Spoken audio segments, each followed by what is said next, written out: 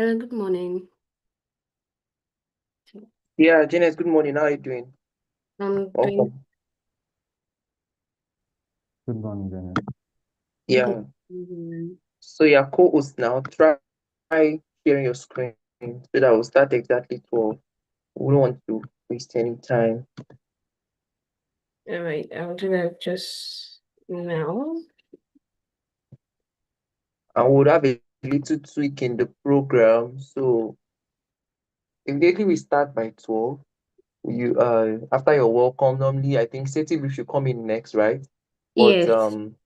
co-IP chair is supposed to take the opening remarks, and he mentioned it's actually somewhere, and he's supposed to actually speak by 12. But he said he will ask them to give him an allowance till, let's say, around 12:10, 12:07. So immediately after you welcome, you can let him give his remarks before we now do the safety brief.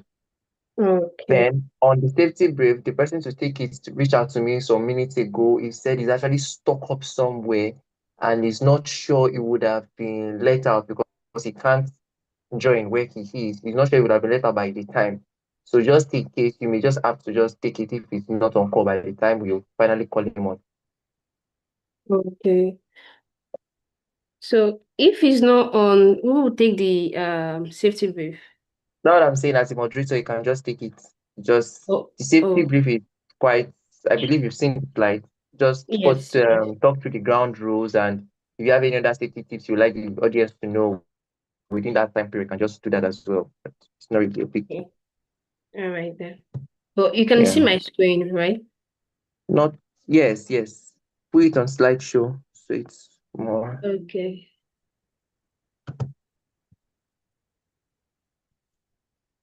Hold on.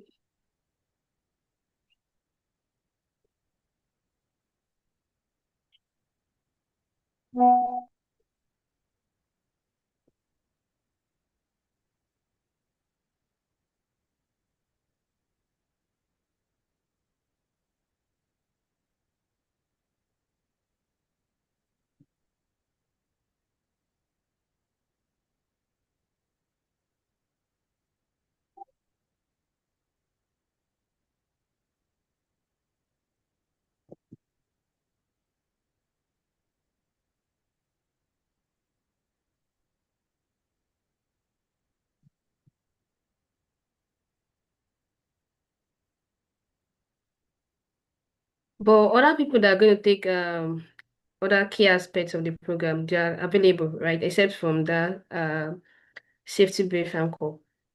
Yes, as far as I know. Yeah, All at right. least the director. Yeah. So is that it on slideshow? It is. Are you not saying it? No, I'm just saying no. Come, bring your cursor down to you see where this zoom, where you have this you can this option to zoom in and zoom out. No, come down, Okay, okay, bring okay. so you see that's not what you should press. So there's the icon before it, that's slideshow. Instead of going to the tab. All right. Yes. Can you see No, no, now? no. That I'm saying, Not don't zoom this. in. Don't zoom in. The icon before it. That's that's Yes. what. Yeah. Okay. This is it. So you can just toggle back and forth depending on what you want to show per time. So you Okay. can go back to the beginning so that we'll be joining this 11:53. Need to.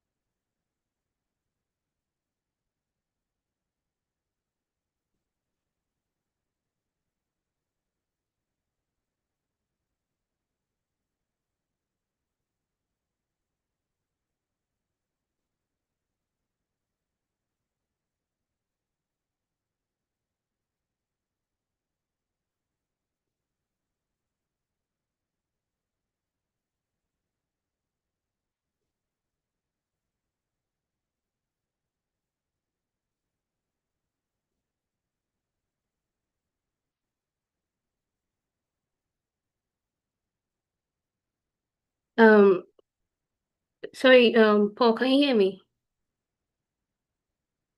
Yes, I can hear you. Okay, the VirtualBox installation of that Linux Mint, I'm having issues also. The lady that complained earlier on the group, that same issue she has. I had to use the control SATA, but still no, the ISO is not coming up for the Linux. Really? Okay. I think thank God the facilitator is on call. Probably we Okay. address that. We will address that when it starts, right? But I see that it's already today's program already. So for those that have not been able to complete it, probably they will just follow through with the live display. Then you can always probably engage the facilitator. The facilitator maybe can do more or less like a demo and maybe share later so that they can install at the end of the day, maybe after, right? So, but I Okay. don't think there's so much we can do right now. So yeah, you can hear our comments, right? Yeah. So I've got So, so there's been a just lot of just back and to forth for the past yeah, few days on that. Yeah. yeah.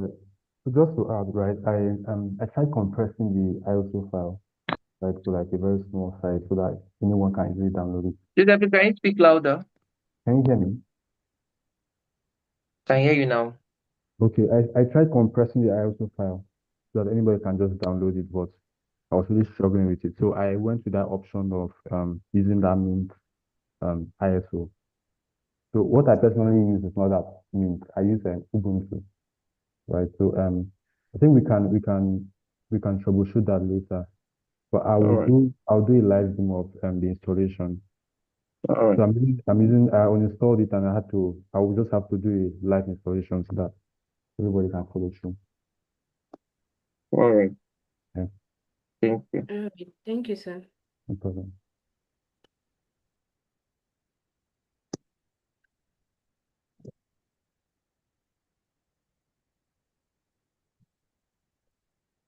Coco picture is on call already. Thank you, sir. Welcome, sir. So yeah.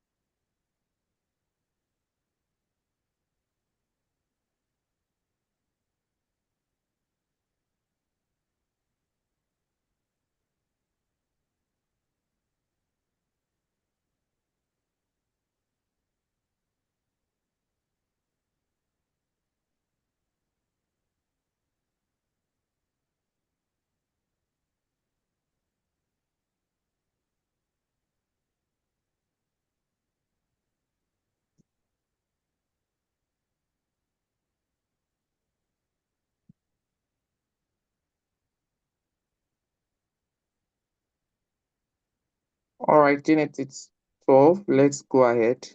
Others will join in as we progress. Yeah. All right. Good afternoon, everyone, and welcome. We'll give it a minute or two for others to join. So, for everyone already on the call, feel free to get comfortable. My name is Jeanette Adesujo, and I'm moderating today's session. So, I think we should give about a minute. This is exactly 12. A minute or at most 2 minutes for other people to join the call.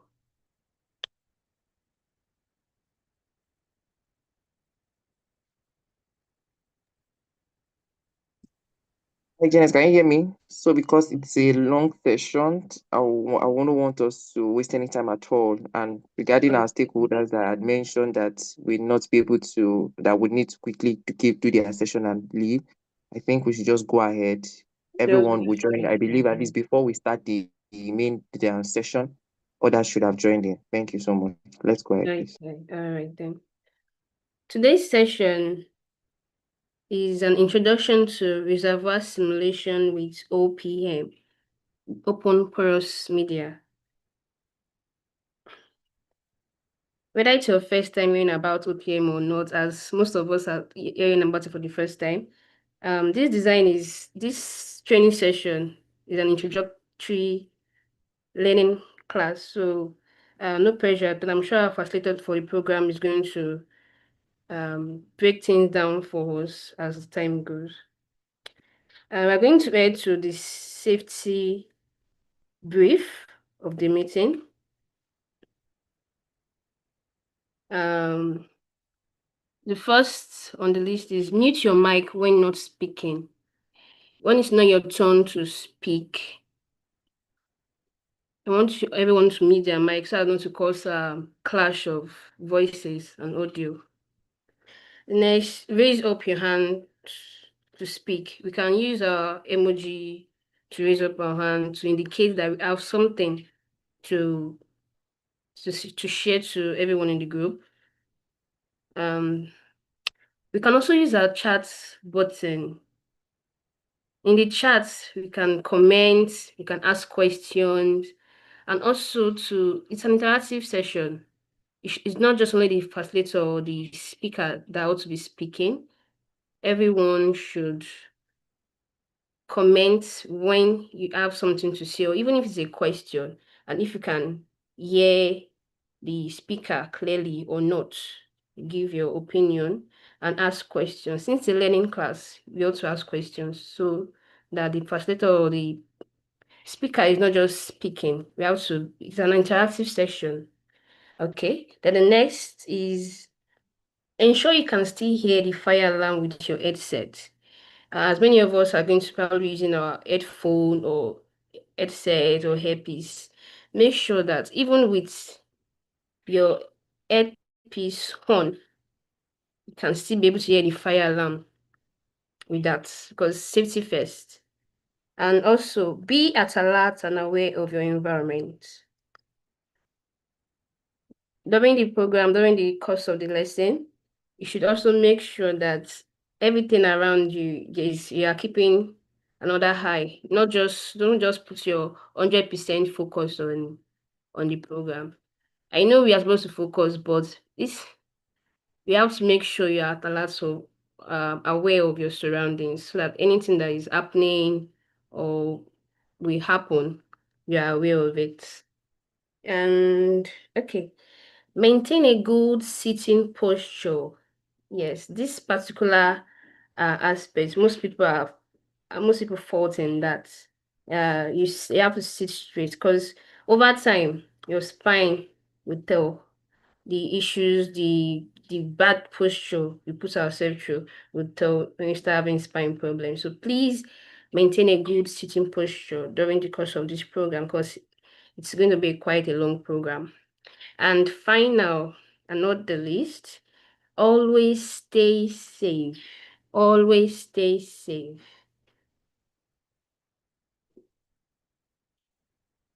During the program, after the program, we ought to just stay safe and be at alert to our surroundings and all. And I'm going to give the room to our next speaker, the YP co-chair of the SPE Worry section, Ogene Warrior Peter, for the opening remarks.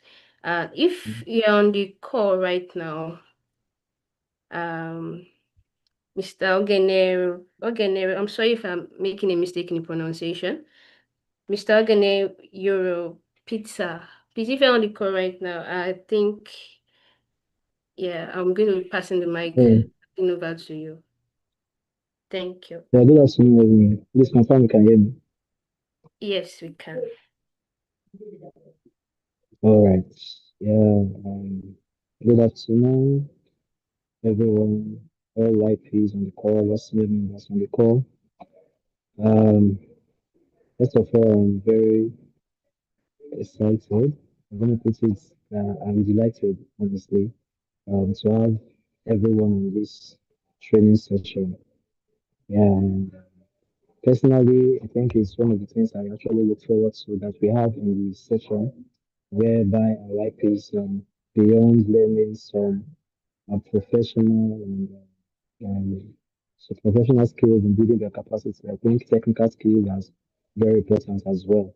So this is one of the sessions that I'm excited to see us have in this session and to see the to see young people clamoring to improve themselves because this is how we can truly say we are professionals.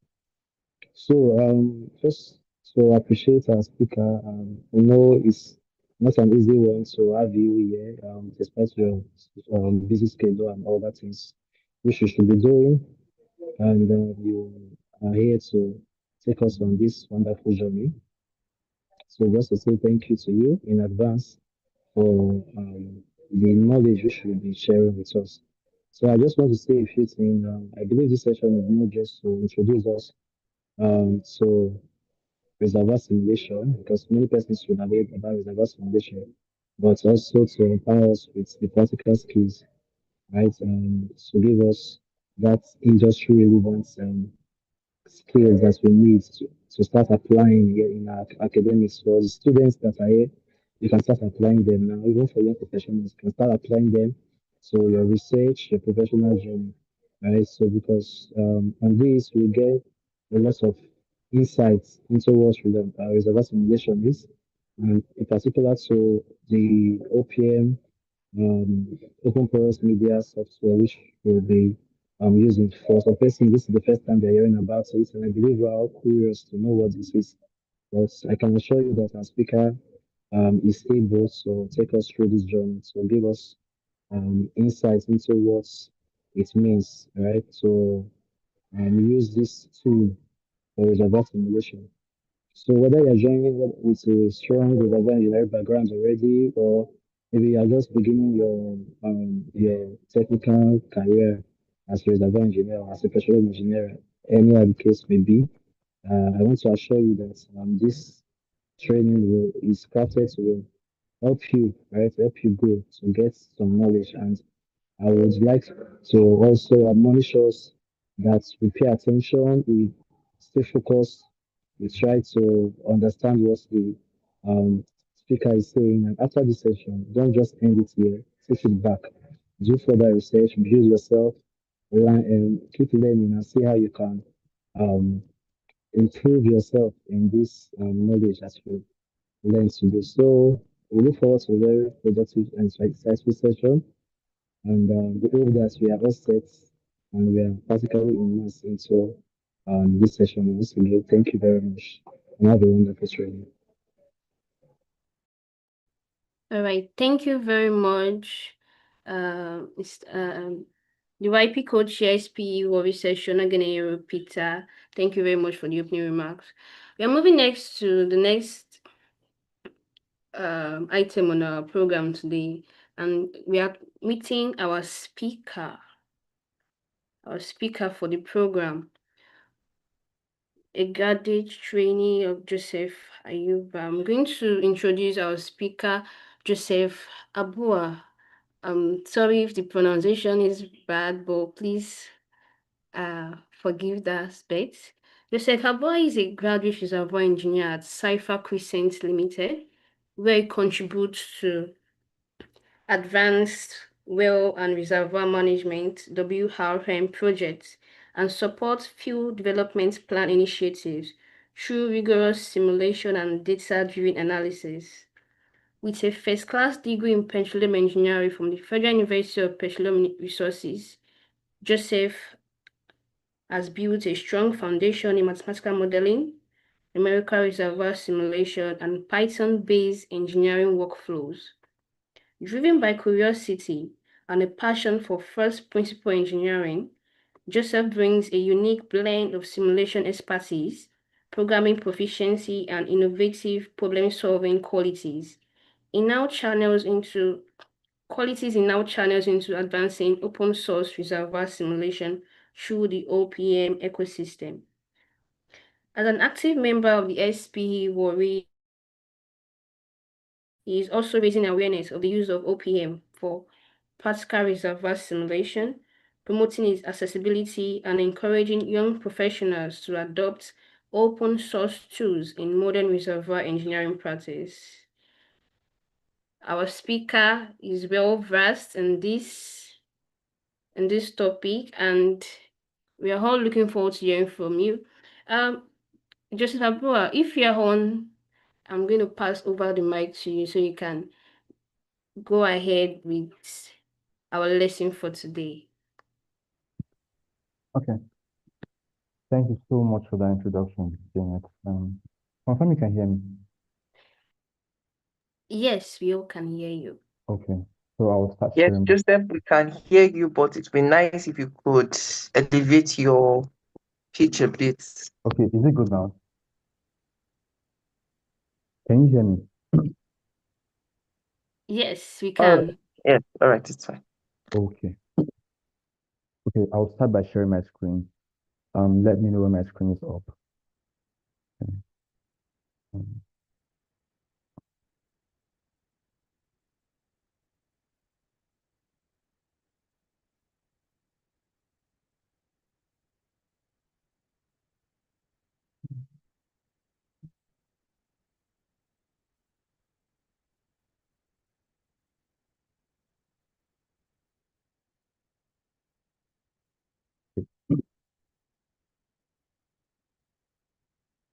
Is my screen visible?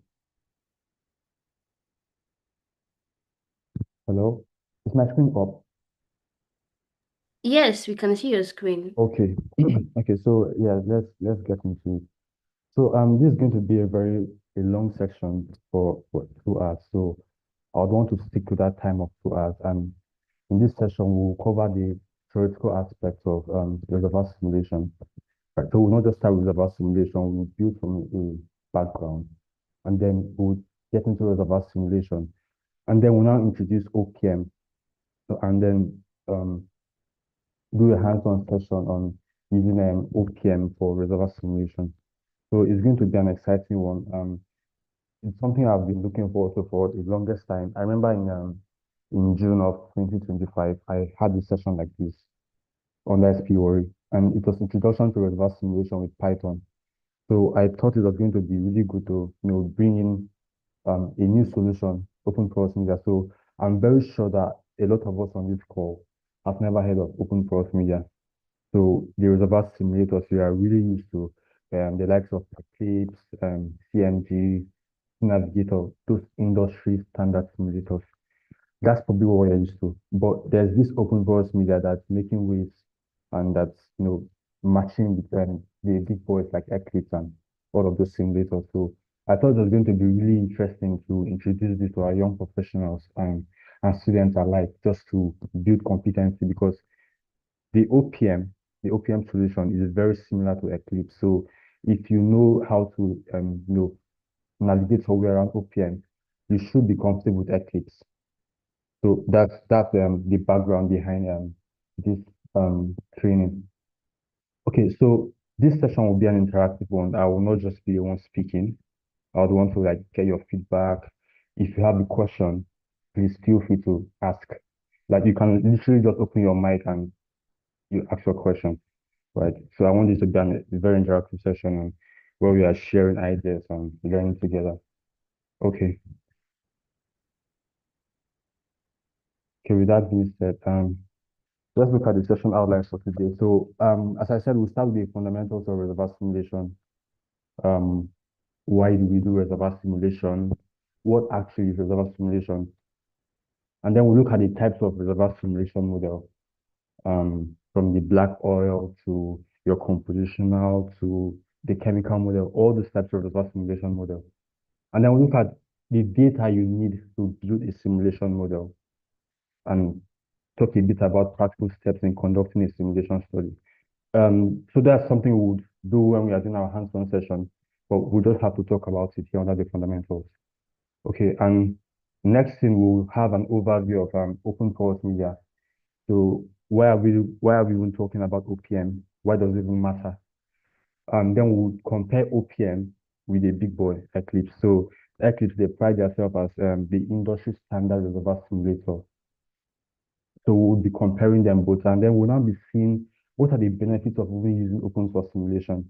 So is that sort of thing where, if you think about it, it's called open source media, just like we have open AI.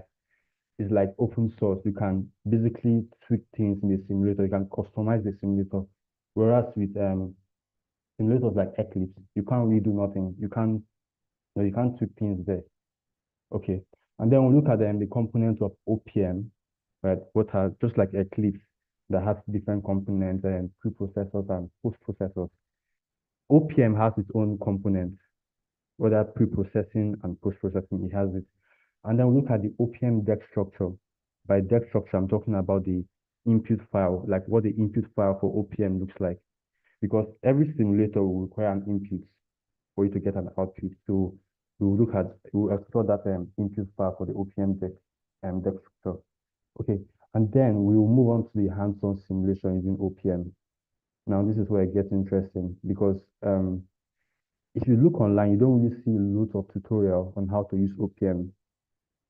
So everything I'm going to be presenting now is things I've had to, do on my own and try and error and everything. So hopefully you guys follow through. Okay, and then we'll now introduce one of the field case, a practical case, the SP3 field case. And then we'll also look at a very complex reservoir model, what they call it a non-reservoir.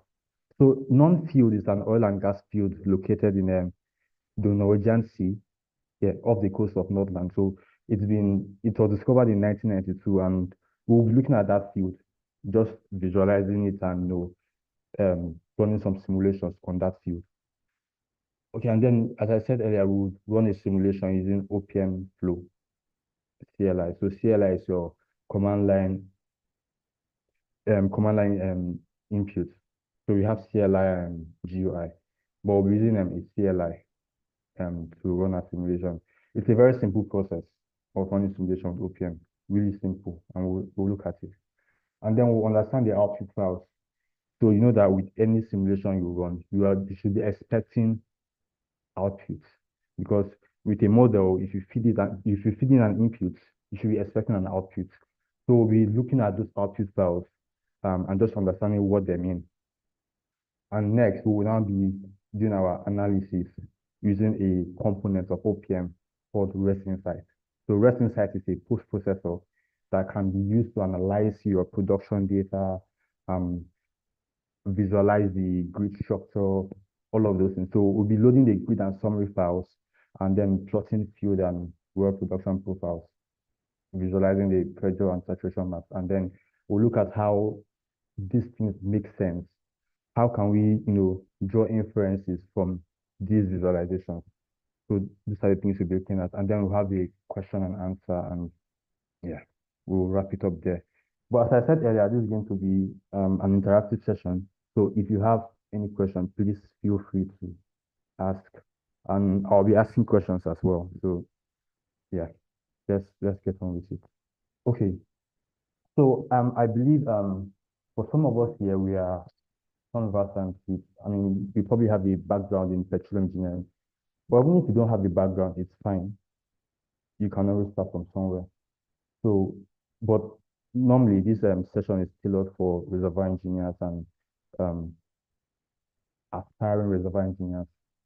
That's what it's tailored for. But if you don't have those background knowledge, that's fine. You can always explain things from first principles and try and make it make sense. Okay. So as a reservoir engineer, I look at reservoir engineers like prophets, right? So a reservoir engineer will tell you, okay, if you develop this reservoir in a certain way, if you use this management strategy, you should be able to get so and so barrels of oil, right? Or they can tell you, okay, if you are going to predict that this reservoir will keep producing onto a certain date. So they are like prophets, they try and like prophesy what the reservoir should do. But they're also like doctors because they like manage the reservoir. If anything is wrong with the reservoir, they try and propose solutions, they try and diagnose the reservoirs. And the ways they do this, they use tools to do this, right? So we will get into that. So why do we do reservoir simulation? Why reservoir simulation? But before talking about reservoir simulation, let's look at the tools reservoir engineers use, right? So we have what they call the traditional modeling approaches, right? So let me bring a distinction between reservoir modeling and reservoir simulation. Now, when you are building a reservoir model, you're not necessarily doing okay, when you are building a reservoir model, you are doing reservoir simulation. But when you are doing reservoir simulation, it does not really amount to building a reservoir model because it's that something where the reservoir model is like building a representation of the reservoir, right? So it's like things like the tank model, the material balance model, the 1D model, your Buckley-Levis model, decline curve analysis. So all of those things you'll be doing falls under reservoir model. But reservoir simulation in itself is using like math, physics, computer science, reservoir engineering to obtain an accurate description of the reservoir in a bid to optimize reservoir performance and predict future production for that reservoir. So that's the distinction. So we have reservoir models. Reservoir models are talking like things like material balance models and all of those things. Right. I don't know, we have reservoir simulation models. Okay. So the major task, as I said earlier, of reservoir engineers is to predict and optimize reservoir performance.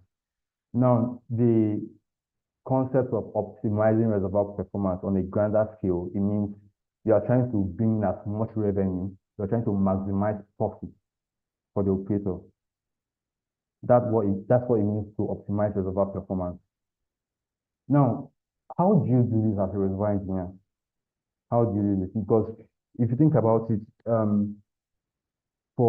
for space exploration, right? You can send in you can send space shuttles to space to go and explore space, right? And for ocean divers, you can send in your submarines to go to the ocean and explore the ocean. But with the reservoir, you cannot really send any. There's no way you can go into the reservoir and try and diagnose what is wrong with the reservoir or how the reservoir is performing. So we have to come up with ways to do that, and we use approaches like mathematical models. Now, one of those mathematical models we use is sort of empirical, but it's a very good mathematical one.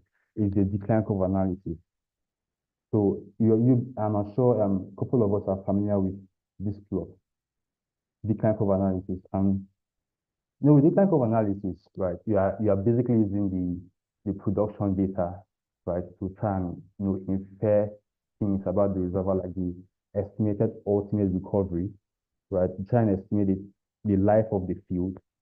Those are things you're trying to estimate with your decline curve analysis. But what you observe is that these methods have limitations. So because they have limitations, they introduce some sort of uncertainty. You're not really sure of what you're predicting. Okay, and so as I said earlier, you use the production data to estimate the reserve volume, the ultimate recovery, the life of the field. But then, as I said, it has assumptions and limitations. And one of those assumptions you will see in decline curve analysis that you have to, the operating condition has to remain constant. So by operating condition, I'm talking of the well and the reservoir. Meaning that if you do a well intervention, the decline curve analysis method will not really hold good because you have altered the well condition, right? And then it's highly subjective interpretation. So if you are doing a decline curve analysis, if engineer A will look at a certain period of decline and say, okay, this is where I'm seeing a clear decline. Another engineer can come and say, no, I see another period of decline in this place. So it's really subjective. Now, it's not applicable to greenfield in the sense that with greenfield, you don't really have production data because greenfield is just like that. Should be just found, right? It's like a virgin field. So you don't have production data to start doing decline curve analysis. So there's not really much you can do. Now, for brownfield, it's only applicable when you have periods of appreciable decline.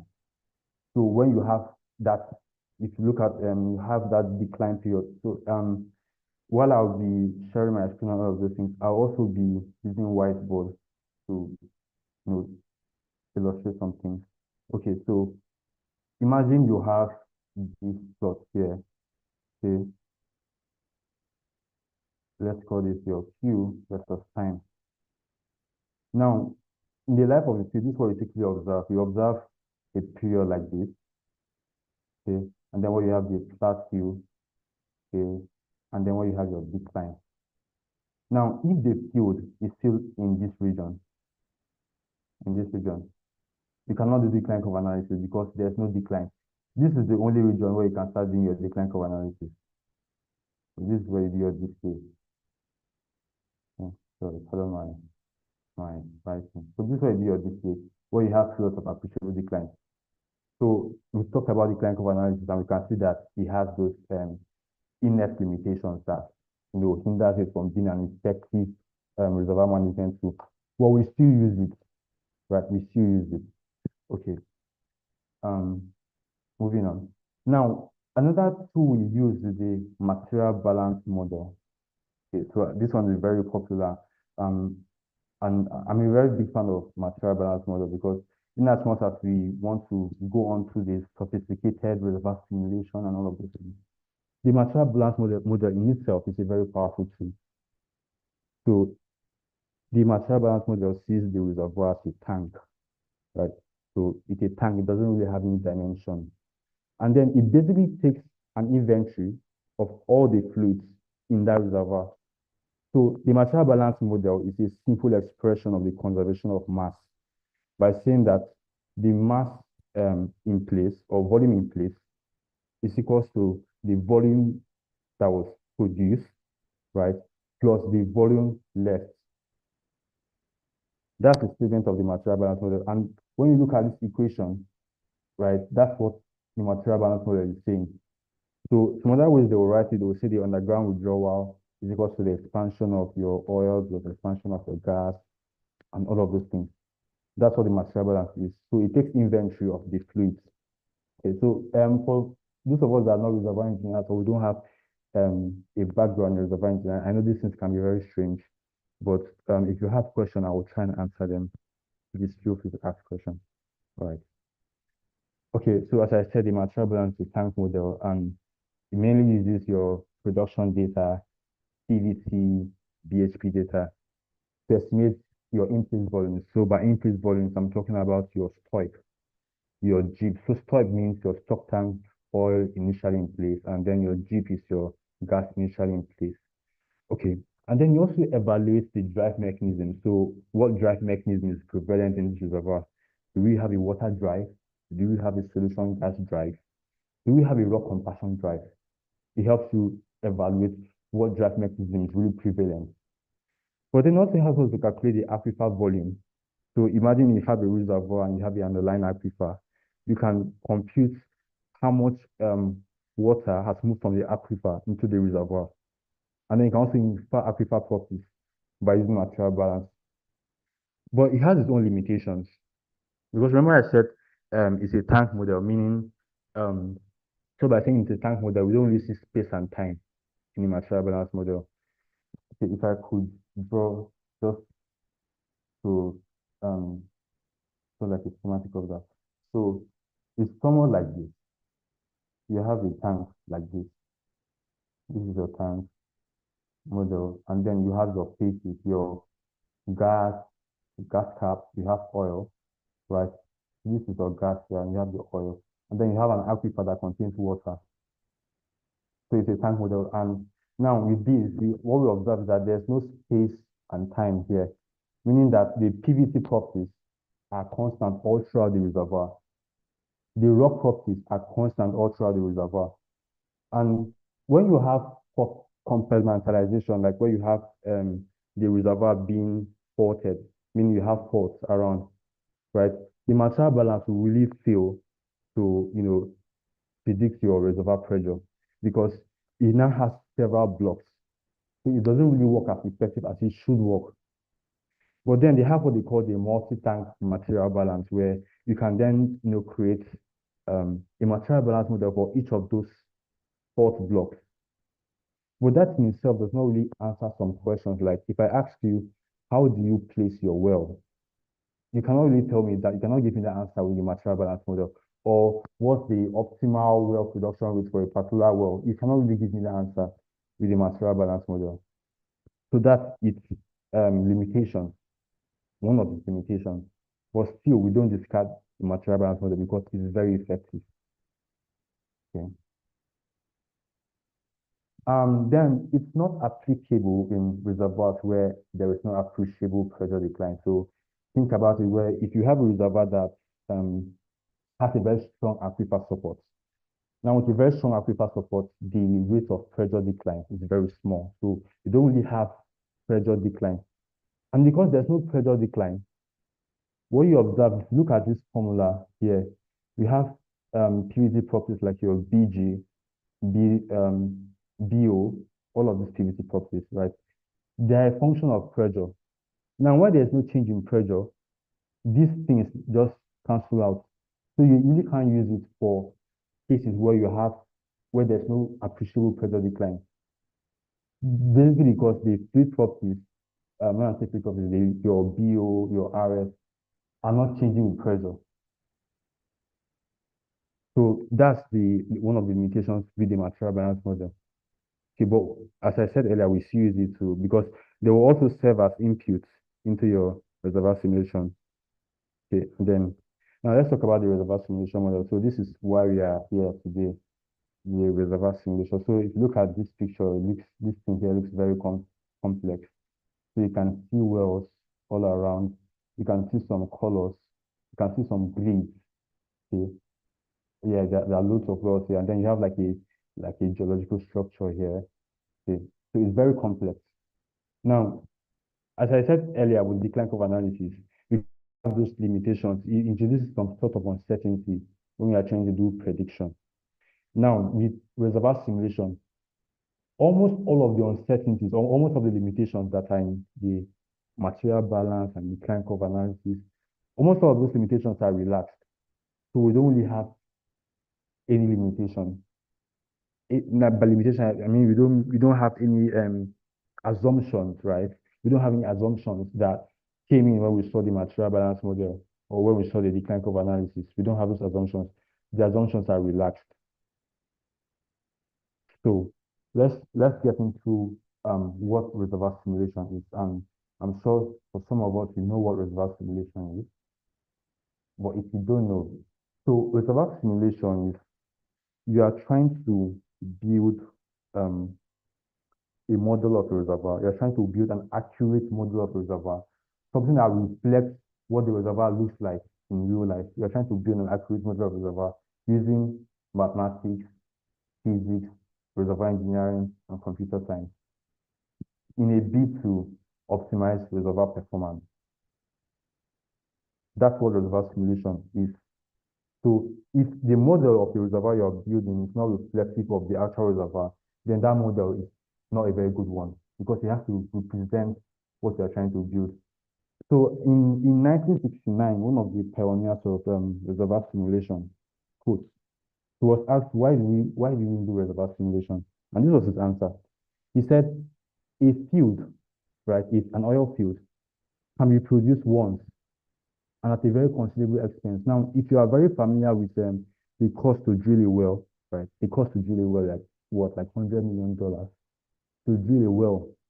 Now, if you just go blindly and want to develop that field without trying to simulate what that field development will look like, you would waste a lot of resources because you are just doing that with a lot of uncertainty. So he said a field can be developed once and at a considerable expense, but a reservoir simulation model can be run several times at no cost. That's why reservoir simulation is very important in the industry. So as I said earlier, reservoir simulation is the act of combining your mathematics, physics, reservoir engineering, computer programming to create a model of the reservoir with the aim of predicting and trying to optimize the reservoir performance. In June of 2025, when I had that session where we looked at introduction to reservoir simulation with Python, I was talking of reservoir simulation from first principles, where you have a partial differential equation that represents fluid flow in the reservoir. And then you have to now numerically solve that partial differential equation by imposing initial conditions and boundary conditions, right, to get a solution. That's what I did. But in this case here, we are going to be using a solution. So we are not going to be doing any math. We're not writing an equation. So we are safe. We are not writing equations here.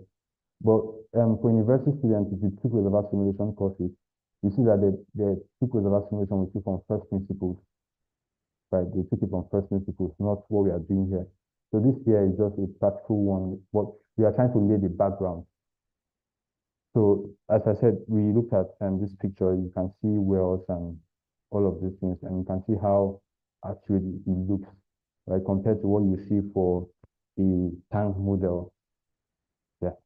Okay. So this is just like a schematic of what reservoir simulation really entails. So you see that we have physics.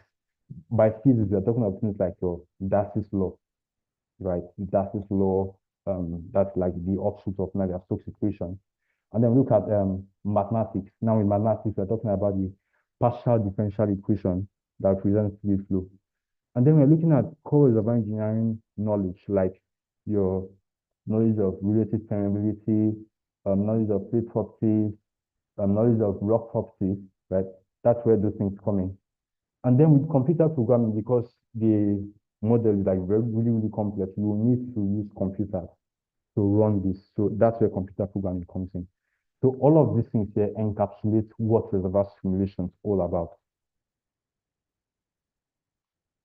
So reservoir simulation is the most sophisticated tool for performance prediction. However, it should not be the first, like as a reservoir engineer, you don't want to just jump in and start reservoir simulation. Your choice of tool, whether you're using decline curve analysis or material balance, should be informed by the question you're trying to answer about that reservoir. For instance, if you are trying to know how the reservoir pressure is changing, right? You can just build a material balance model for that, and you can easily see how the reservoir pressure is changing. Or if you're trying to know how what driving it is prevalent, you can still build a material balance model for that. Even at the appraisal stage, if you are trying to know things like the estimated ultimate recovery, right? You can run the kind of analysis on those things and you get a value. Though those values are not, you're not really sure of them, but I mean, you have something to work with. A good guess is better than no guess or poor guess, right? So you have something to start with.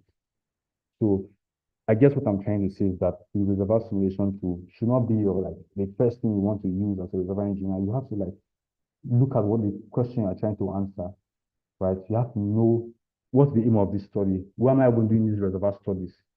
So if it warrants you using a reservoir simulator, then go ahead. But then also, what will inform your choice of using reservoir simulation is if you have relevant data. So having relevant data to run your reservoir simulation is really important.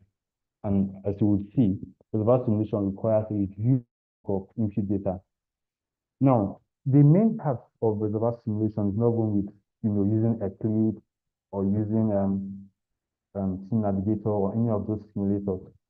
The main what really qualifies you as a reservoir engineer is your ability to quality check your input data, your ability to try and validate the input data you are bringing into the model. Because no matter how good the model is, no matter how good the simulation model is, if the inputs are not speaking to each other, if the inputs are garbage, your output will be garbage. That's how it is. So you have to spend time to gather data, you be sure that this data are speaking to each other. Look at data like your fleet properties. Do you have a physical trend of things like your formation volume factor versus pressure? Does this data make sense? Okay, is this reasonable? Those are things you're trying to ask. But as a reservoir engineer, you don't work by yourself. You work with an interdisciplinary team, from your geologists and geophysics to your production technologies to your petrophysics to your economics. You're working with everybody. So it's more than just you clicking Eclipse and running simulation. It's more than that. It's a lot more complex than that. As a matter of fact, running the simulation is the simplest part. Yeah, running the simulation is the simplest part of reservoir simulation. The hardest part is quality checking your data, your input data, and then as we will see, doing history matching. So we'll talk a bit about history matching. Okay, then let's look at the types of reservoir simulation models. So at the start of my introduction, I said we have the black oil model and all of those things. So let's look at that. So the most popular reservoir simulation model, I mean, in this region, in the Niger Delta region, is the black oil model, right? So it's the black oil model. But what model you'll be using for your reservoir simulation is informed by the nature of the recovery process. Now, to explain what that means, it means that if you have like a solution gas drive or you have water drive, it's fine to use the black oil model. Or if you are doing things like water flooding, okay, let's say you're doing pattern water flooding or peripheral water flooding, you can use the black oil model. So it's basically informed by the kind of recovery process you have. Do you have like something like a rock compaction drive? Do you have a water drive? Do you have solution gas drive? Those things will tell you, okay, you can use a black oil model. Now, what is a black oil model? Now, with the black oil model, we have the oil, gas, and water, right, as mass components, but also as phases. So there's a distinction between a phase and a component. Okay, so let's come back to our basics. So you know how if you have your crude oil, and you can have crude oil. Okay, let's not say crude oil. Let's do something very simple. Water, right? Now water can exist in the liquid phase and in the solid phase, also in the gaseous phase. Well, let's look at the liquid phase and the gaseous phase. Now, water is existing in those two phases, but the components of water in the liquid phase might be different from the components of water in the gaseous phase. Now, by components, I mean chemical species. That's what I mean by components.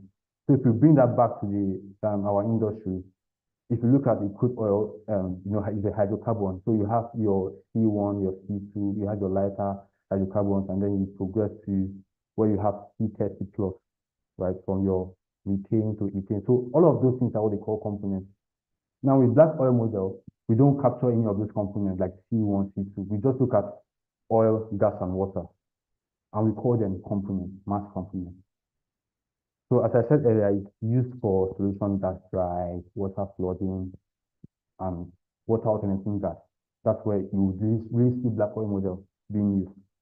And then another one that's quite popular is the compositional model. So with this is a lot more difficult.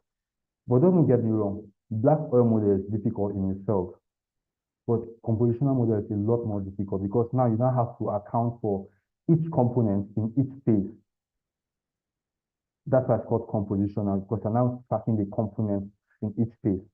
So in the liquid phase, you're looking at the components, in the gaseous phase, and then you have to come up with mass balances for each component. So it's a lot more difficult and it's a lot more computer intensive. Like you have to use a lot more computer resource to run a compositional model.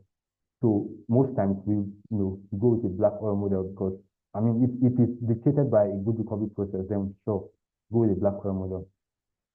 So yeah, with this, it's used for gas injection where you have near critical conditions and then gas recycling. From my experience, I don't tend to see where we use compositional model here in the Niger Delta. It's not really popular. But if you go to places like say Canada, they can use convolutional model because their code is quite different. So, and there they are doing things like EOR, miscible gas injection, and all of those things. So it's quite different from what we do here. We don't really do any EOR here in Niger Delta, as far as I know. There's no EOR process happening here. Okay, so another type of simulation model you would see is the thermal model. So with this one's really popular in places like the US, Texas, yeah, because their code is really heavy. So they kind of like have to do some steam soaking to make it lighter so that it can flow through the wellbore. So if you are doing, if the recovery process you are using is a thermal one, you have to use a thermal simulation model. Okay. Please, for participants on this call, it's an interactive session. So if you have any question whatsoever, please feel free to ask. Then we'll look at the chemical model when you are doing your chemical EOR for things like your polymer flooding, your microbial injection, and all of those things. And then there's this other one, the one that's very popular in Saudi Arabia, your dual porosity model. So this one here is really popular in Saudi Arabia where they have fractured reservoirs. So with dual porosity, you're trying to simulate fluid flow through fractures. So we don't really have that expertise here in this part of the world, in the Niger Delta, because our reservoirs are not really fractured. So yeah. Now let's look at data required to build a reservoir model. I try to summarize those data, like I try to just classify them and just group them into bits. But you have to use loads of data, right, to build a reservoir model. And that's why when I said to build a simulation model, the strenuous part of building that model is you quality checking your data, because you have data from several disciplines. You have data from your G&G, you have data from your CP petrophysics, you have data from your production technologies. You have all of those data that you have to aggregate and try and make sense of them. So it requires a lot of data. Okay, I really love this infographic because it just shows you what reservoir, it kind of encapsulates what reservoir simulation is all about. So you have your data from your core analysis, that you have your routine core analysis or your special core analysis, and then you have data from the well test, right? You have data from your petrophysics where they bring in your contacts, your fluid contacts, bringing the geological model, all of these things. You would have to interface with every discipline.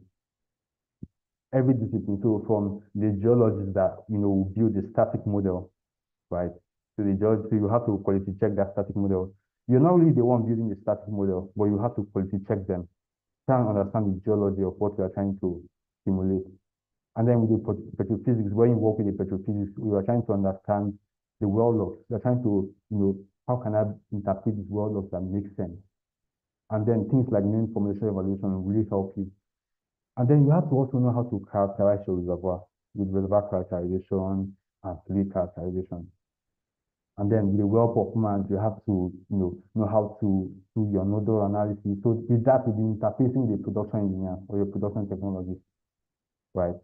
So you have to interface with multi-disciplines as a reservoir engineer working on the simulation model, right? So I just summarize some of these data. So we have the petrochemical data, we have PVC data, we have geology and geophysics data, and then we have simulation information that's related to how you would run that simulation.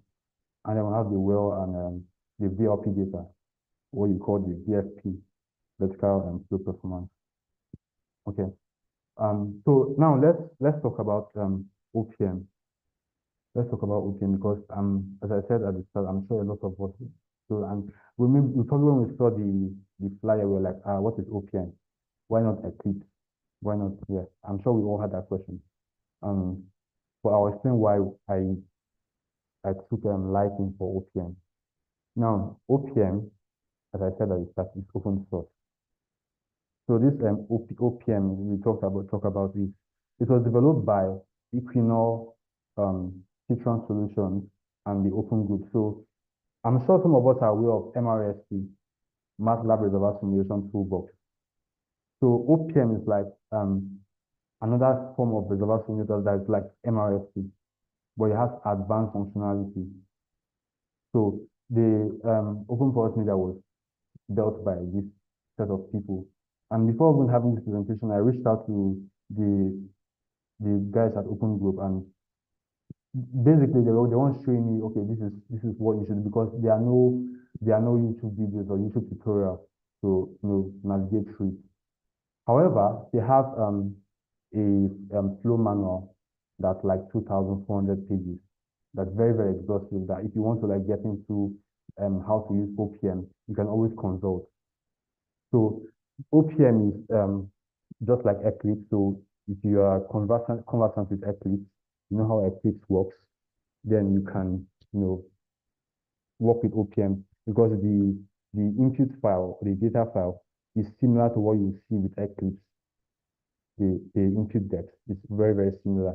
And then again, it's transparent. They are always updating OPM, like every 2 months, adding new functionality. Because when you think about it, for you to use Eclipse, except they're going to be using pirated one, right? You have to pay huge chunk of money. It's really expensive. And is that something where there's this barrier to learn reservoir simulation, because you don't really have access to industry reservoir simulators, because they are they're expensive, as I said. So you can't really learn them. So a lot of the times, even in school, when we're learning reservoir simulation, we never touch Eclipse, because for one thing, it's really difficult to lay your hands on Eclipse. Another thing is that Eclipse is like really heavy.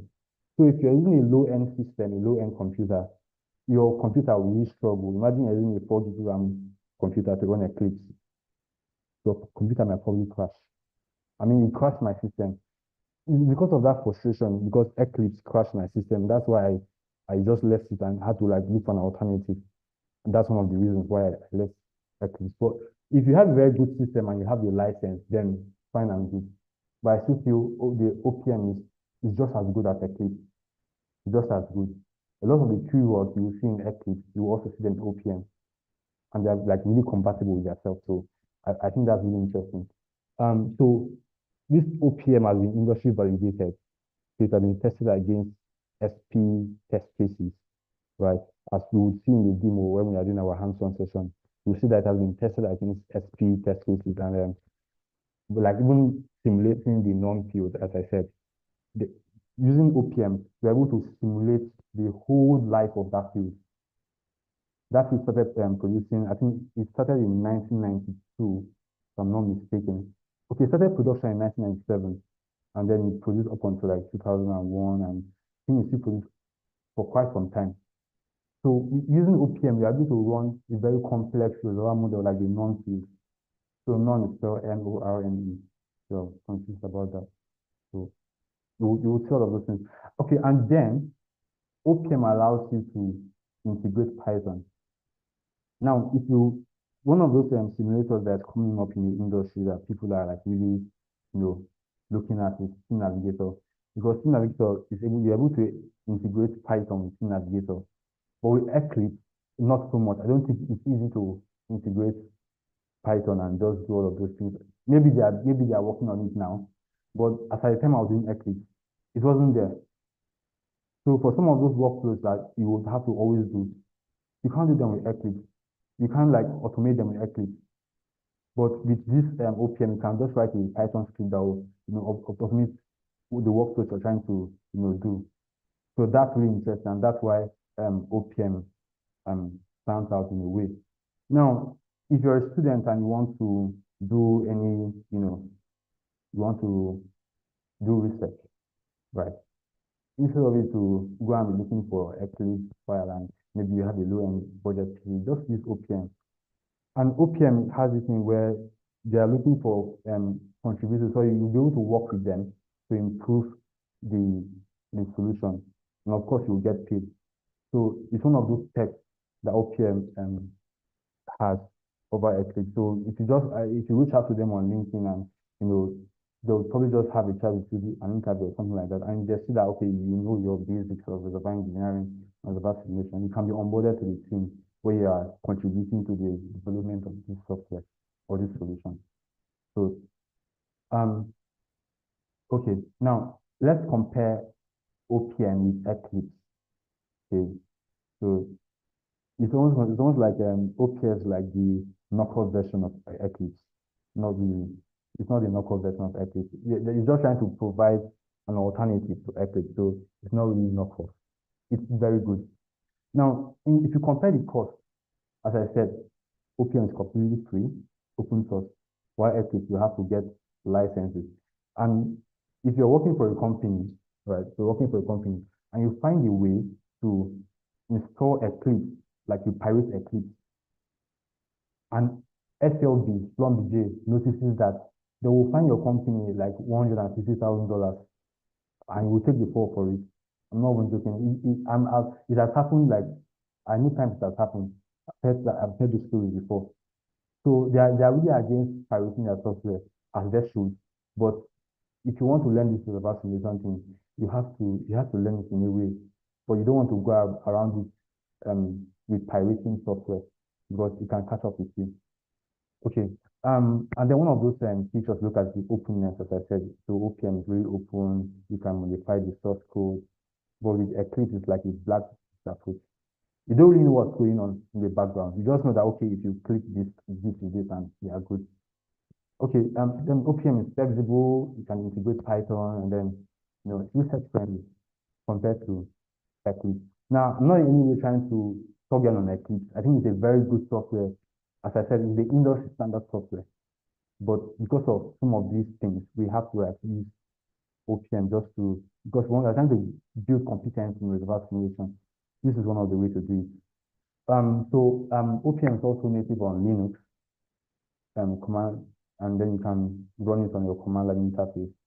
I think for me, one of the drawbacks is that while Eclipse has a GUI, OPM has not, they are still developing their GUI. It's called OPM Run, but it's not yet active. So the simulations you'll be running on command line, this command line interface.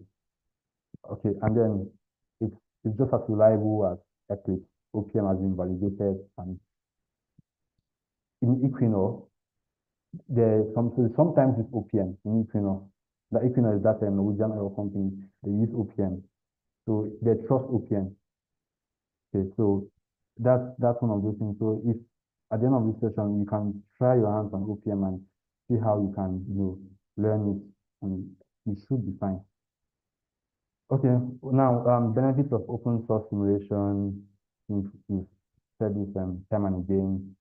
No licensing cost. So that's why it's ideal for this type of a training we are doing, right, for academia and for those of us that are just starting in the industry. We're able to familiarize ourselves with how to do reservoir simulation, right? And then it's transparent. You can look at how the solvers in OPM works. You can change solvers. So those are things you can do with OPM. Okay. Then you can also reproduce your results. So if someone wants to, okay, let's say you worked on a research and someone wants to do the same thing you've done, they can just collect your data file and then run it OPM and they'll get the same results. And then it has this strong community where they are contributors. As I said earlier, if you reach out to them and they see that, okay, you have a very good background, they will onboard you and be actively contributing to the development of the solution. Okay, so we'll talk about the core components of OPM. So if any of us have used Eclipse, we know that Eclipse has components, the preprocessors, where you have your PBPI, you have your SCAL, all those things are called preprocessors. And then with post-processors, we have Office, right? Just like Eclipse, OPM has its own core components. Now, the OPM flow is what's responsible for running the simulation. So it's a fully implicit black hole reservoir simulator that reads your input file. So what they call Eclipse vector are the input files. Now, OPM run is still in development, but it's a GUI, graphic user interface, that allows you to, run simulation without using CLI. And then the OPM common allows you to start to query CGC data, rough sleep properties, those data that are present in your input deck. You use your OPM command to query them. Same as the OPM parser, just to ensure that there's compatibility with, as I said, it's trying to like copy Eclipse in a way. So just to ensure that there's compatibility with the Eclipse style keywords. That's what the OPM parser also does. Now, a very powerful one, this one here is push processor, is the REST Insight. So REST Insight was developed by Citron Solutions, and Citron Solutions works with the open group. So they collaborated on this. So it's a very powerful visualization software for visualizing your simulation results. Because as we will see, when we run a simulation, we have loads of output files. Now, it's not really help if you can't visualize those output files, if you can't draw inferences from those output files. That's where REST Insight comes in. It helps you to, post-process those results you've obtained from your simulation run, right? And then we look at the OPM deck structure. Now, if you look at this, it's very similar again.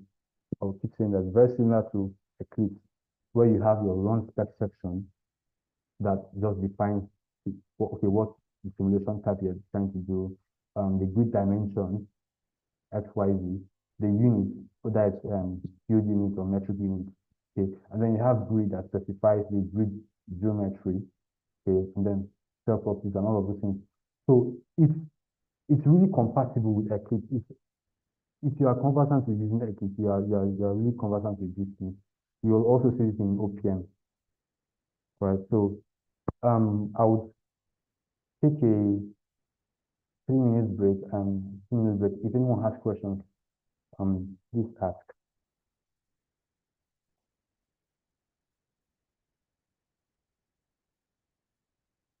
Can I be heard?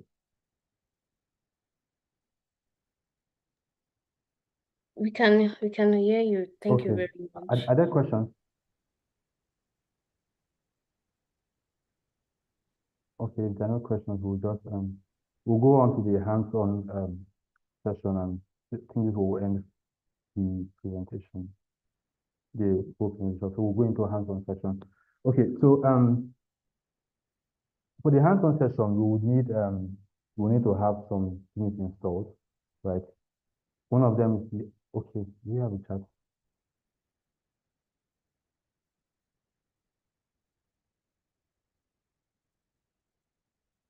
Okay, Ijoma, please, you can ask the question.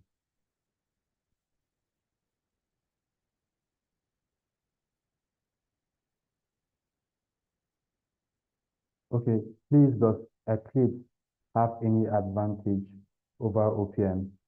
Yes, it does. It does. So Eclipse is, as I said, is the industry standard.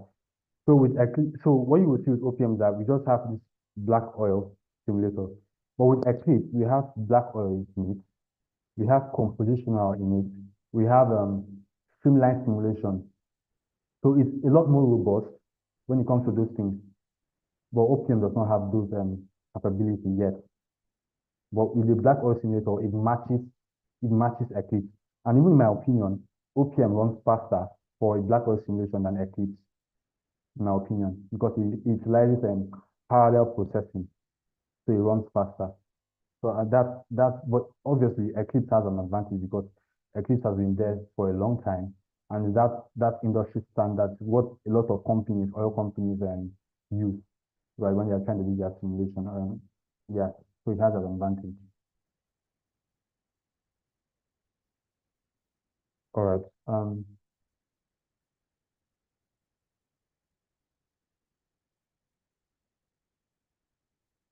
Okay.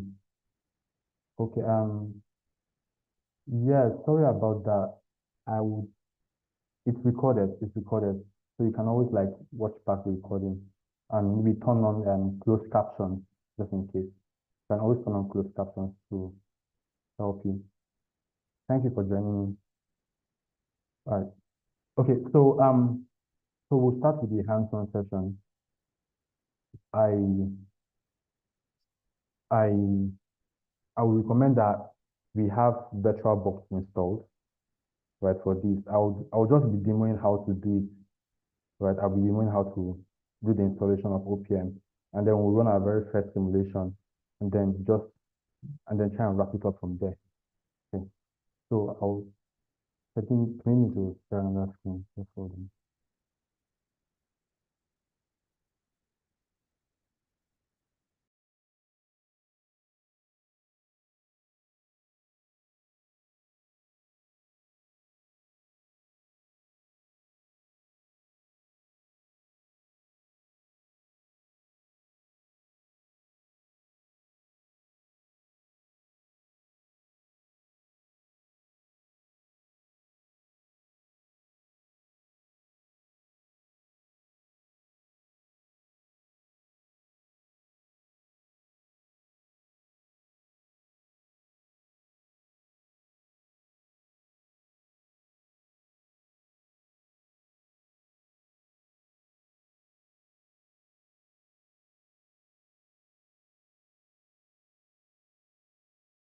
Okay, so confirm you can hear me. Yes, we can. Okay, I'll be sharing my screen again.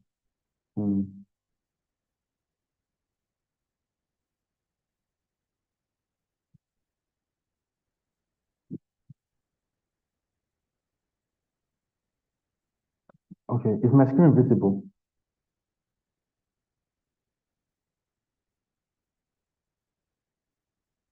Confirm my screen is visible, please. Yes, Okay. it's visible. Mm. Mhm.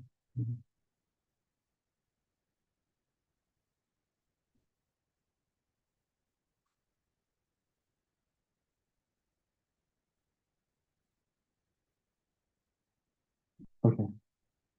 Okay, so you need to install VirtualBox. If anyone has installed VirtualBox, that's good. We can always follow from here. And then when you install VirtualBox, you will need a Linux distro. So you will need Ubuntu. So I use Ubuntu. So before the start of this, before we had this training session, I was looking for a way to compress this Ubuntu because it's like a really large file, about 5.7 gig. So I was looking for a way to compress it, and yeah, I couldn't compress it. And we went with an alternative to use Mint distro. So if you have an issue with installing Mint distro, I'll just show you how to install a Linux distro. So you can just follow from there. All right. So if we wanted to install, let's assume we wanted to install Ubuntu again. So we'll come to new, right?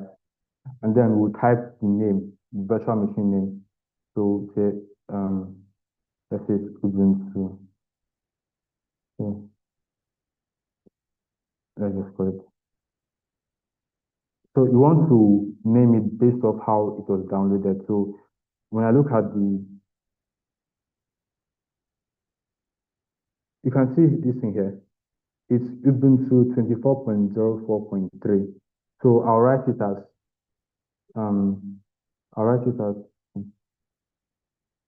Ubuntu, no space here. So there's no space between the Ubuntu and 24.04.3, right? And then you now select the ISO image. So the ISO image will either be Ubuntu or the Mint you downloaded. So you come to this place and then you look for the file, click on order. And then here's the file here. So you click on it and then you click on open. Okay. And then OS edition, it says Linux. So it's ready. Okay. So that's how you go about it. All right. Hold on. Click on this. So we click off this and now next thing we want to do, we want to set up the username and password. Okay, but because okay, because I've installed this Ubuntu, it's not letting me do it again. right? But basically, you fill in these things, your username, you can just type your name, like whatever your name is, and you put a password, right? This product key, you can just leave it the way it is. And then for the host name, you can write it as Ubuntu 24, and you're fine. And then you click next, and it installs, right? So that's how you install Ubuntu on your virtual machine, right? Now, I would be showing us how to install OPM. So I just installed this Ubuntu this morning because I wanted to demo this thing from scratch. So if you are following through, you can just get on with it. Okay, so this is my virtual machine. So let me make this full screen.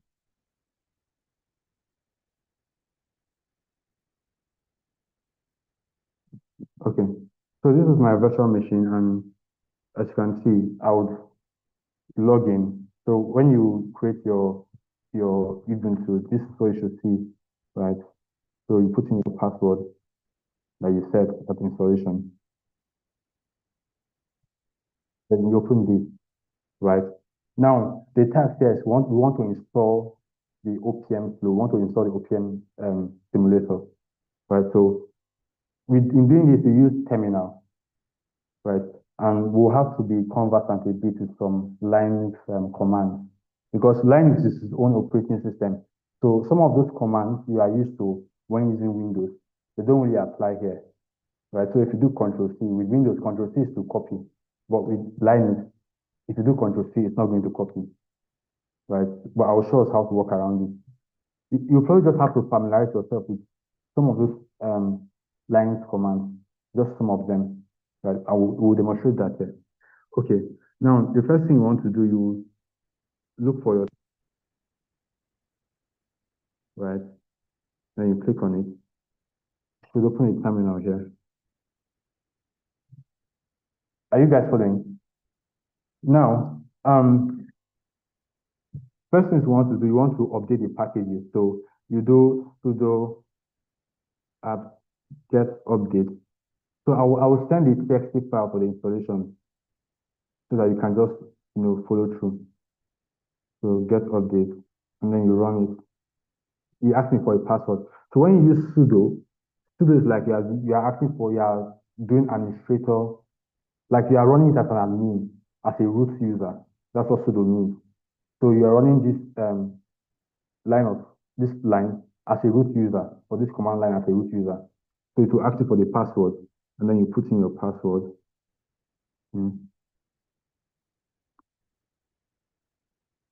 So I'm installing this thing for the first time, for the first time on this computer, just to show you how it's done. So it takes a while. Okay, and it's done. The next thing we want to do, we want to, install a component of OPM called common. So we do sudo apt get install software software. So don't worry about all these command lines I'm writing. I will send a TXT file so that you can just follow through when you're doing yours. Okay. So you ask me if I want to continue the operation. I'll do yes.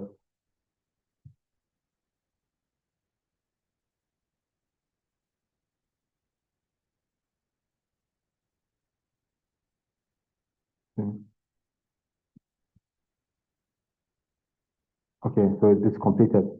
Now, the next thing we want to do, we want to add a repository from OPM.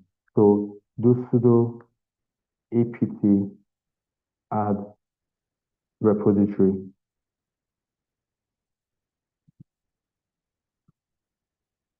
PPA OPM.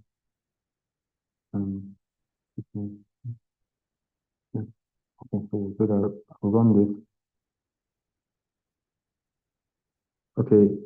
So it now gives a description here. So now this is when you know you started your installation. So the open source initiative, it just describes what OPM does. And then now asks us if we want to continue. So we press enter.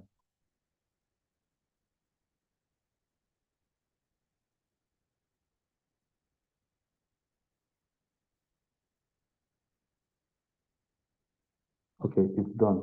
Now we update the package again. So update.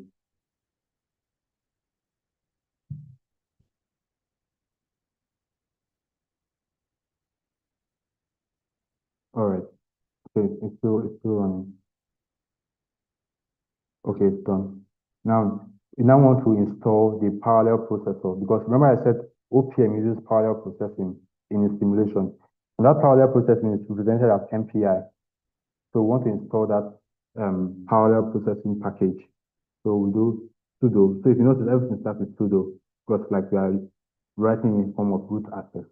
So sudo apt get install MPI default.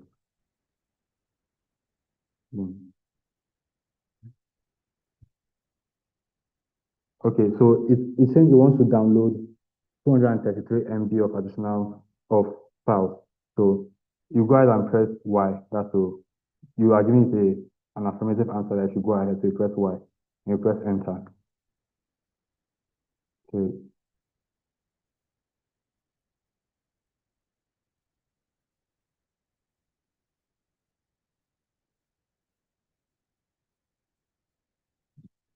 So it's going to take like maybe 3 minutes or 2 minutes.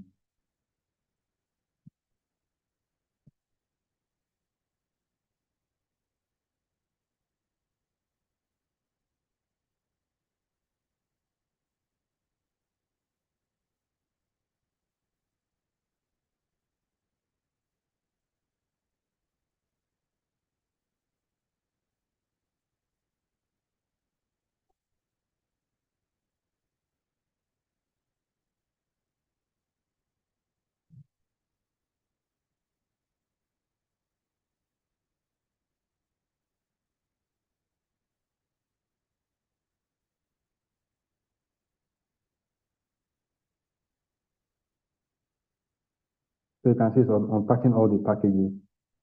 Yeah. Okay, so it's done. Now we now want to install the actual simulator. And so we do sudo apt install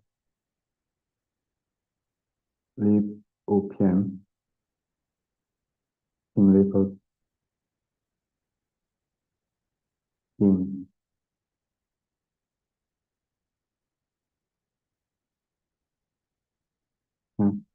So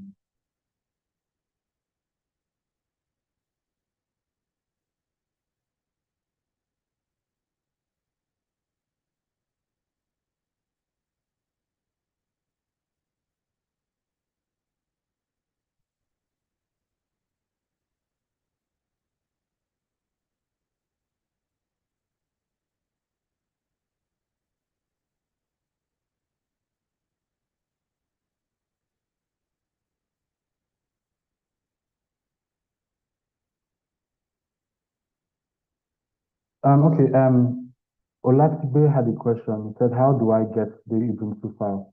Okay, it has been answered. Thank you very much, Katrin. So we'll be patient a bit and we'll let the simulator install.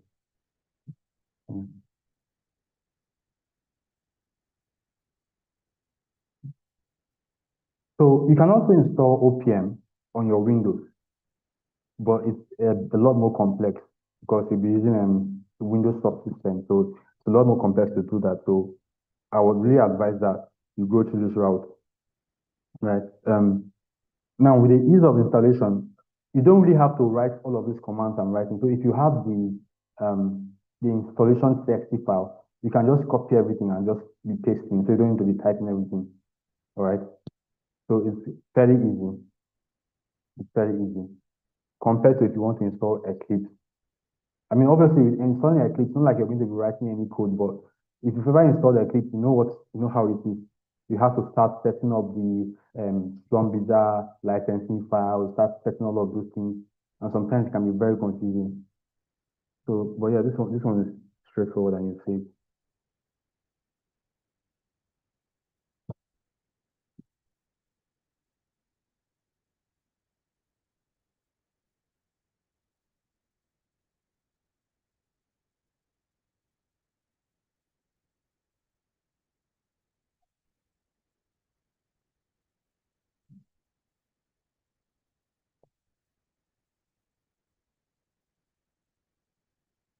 Okay, so it's done with that. Now, for us to be sure if this simulator is installed, we press this command flow help. If it gives us an error, that means there's a problem. But if it outputs like set of commands, that means it has been installed. So, okay, so it has been installed. So these are the, so you can see the different things different functions you can call. So you say Flow is an advanced reservoir simulator for ECL. So ECL is for Eclipse Dex provided by the Open Pulse Media project. So we've installed the simulator. It is that simple. Now, let's install the post processor called REST Insight. So let's install that. So to install REST Insight, you do just similar thing. So sudo apt get.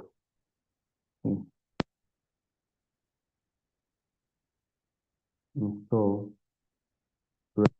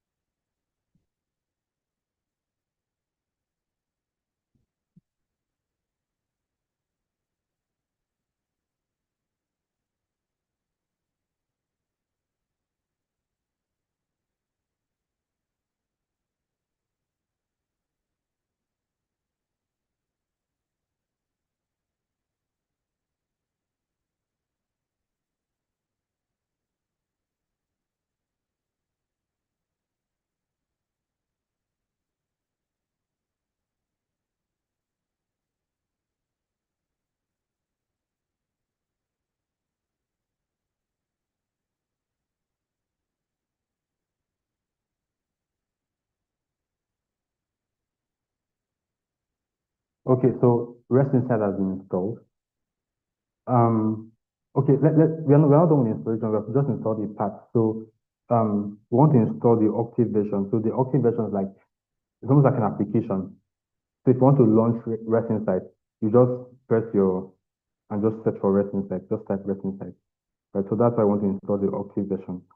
So you press sudo apt get install Octave REST Insight.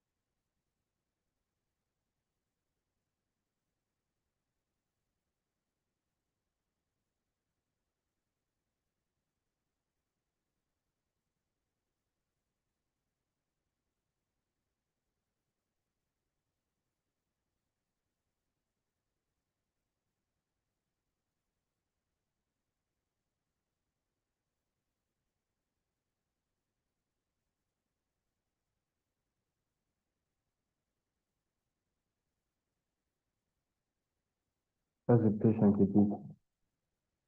Can be done. I just thought I should do a live demo of this installation. So in case anybody watching it back and you have any issues, you can always like revert back rather than just starting by running simulations and yeah.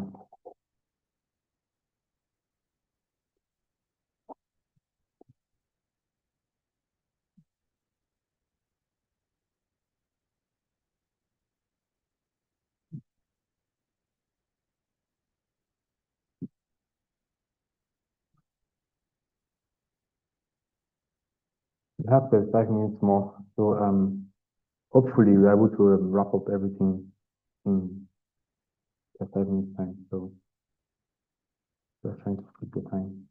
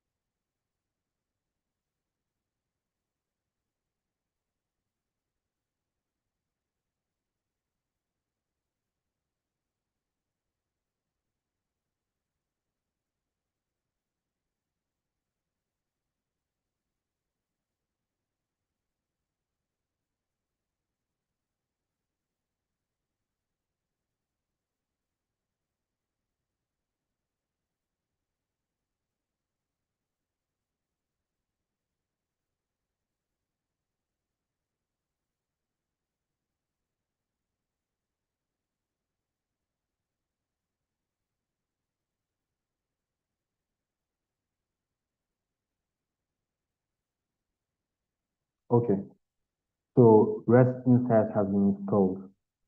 Right now we are good to go to use our simulator. But this is a new machine I just installed. This Ubuntu is a new one, so I don't have any data file, right, to run any simulation. Now, of course, to run a simulation, you need input. I don't have that on this machine. So what I will do, I will try and get input from the OPM repo. So the first thing I want to do first, I'll do this command. I want to get their data. So I'll use wget, right? And then we'll type the link to OPM's repo on GitHub.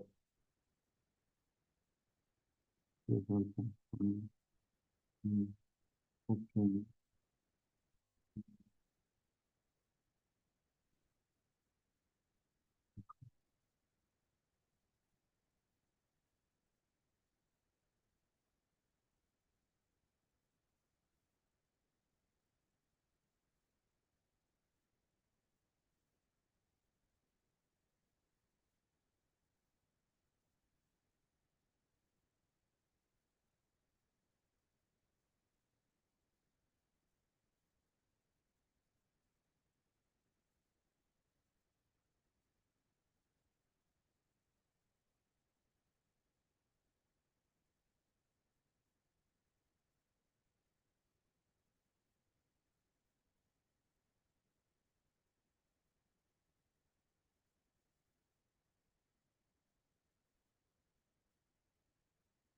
So I'm getting this zip data. Okay. So it says master.zip has been saved. So let's check our file manager to see where it is. So you can see it there, master.zip, right? But what we should do, we should make a folder where we can put in master.zip. So let's make a directory, and let's call it OPM tutorial or OPM lesson. So let's list. So you can see that we have this folder OPM lesson here, right? Now we can then manually go here, copy this master.zip, right? Or you can just copy or let's just copy it, okay? And then we'll put it in OPM lesson. Okay, so it's here now, right? And then we'll go back to our command line, our terminal. CD. So CD means to change directory. So CD OPM lesson, and then we list. So you can see that master.zip file in the OPM lesson folder. Now, we want to now unzip it because it's a zip file. So we'll just simply press, or we simply type unzip master.zip. So we'll unzip this file. Yeah. We are done. Now we can run our very first case of simulation. So all of these are the files. You can see the data files, .data. So when I see this .data, I know that the data files, the input. Okay. So let's navigate to one of those folders. So one of the folders inside OPM lesson. So let's navigate there. Let's come to CD. So we can do it in two ways. Either we use this terminal or we use our file manager, and we come here to OPM lesson, OPM data master. Then you can see all of these folders. So each folder here is an actual practical case, right, that has data files in it, right? And let's say we are working with SP1. So we open SP1. So you can see the data file we talked about. So this is what we will be running on. So we have this one here. We have case 1. We have case 2, right? Several cases. Okay. So let's run our first simulation. So to run a simulation, let's first of all, the same thing we did with this GUI, let's do it on the command on the terminal. So let's come to OPM lesson. Or we can just do this. Let's see. Then we'll do CD OPM.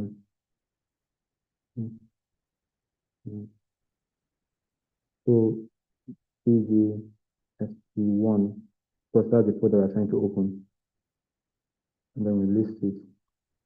So you can see all of those data we saw in the file explorer. Okay, so now for us to run our first simulation, it's as simple as saying flow SP1 case 1.data. So it's as simple as this. So this is the input file you're trying to run. So let's run it. Okay. Cannot find input. Okay, I probably didn't type that well. So SP1 case 1. Okay, let's try that again. Flow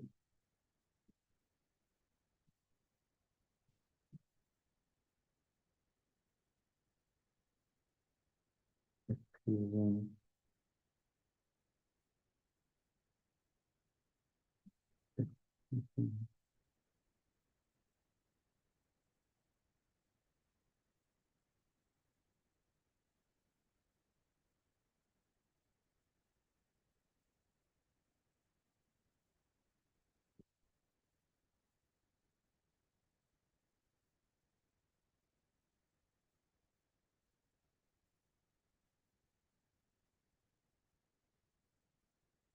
Okay,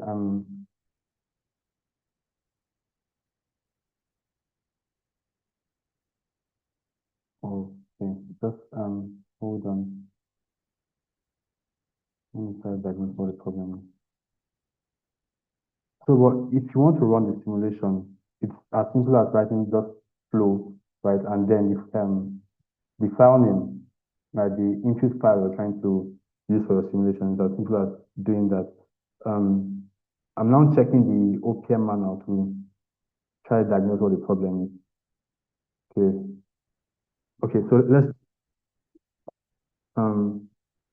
flow SP1 case 1 dot d. Okay, it's working now. So you can see the simulation run, right? You see it's outputting all of these files. Okay. So you can see SP1 case 1 dot data, and then so for you to run a simulation, it's actually going to be flow, then you put the file name. Okay. So that's how it's as simple as that. Okay. Now we have all of these files, and that's the thing with running simulation. When you run a simulation, you have loads of files. But first, let's look at what that data file looks like. So we can come to our file explorer, and then we open this. Now, when we open this folder, we see that the output files have been appended to the folder.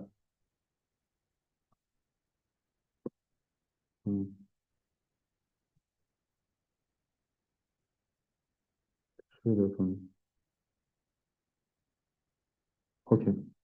So initially, we don't have as much, we don't have all of these files, right? But here you can see our data file, and then you can see the output files, the PLC, the SM spec, all of these files, file extensions, they are the output files.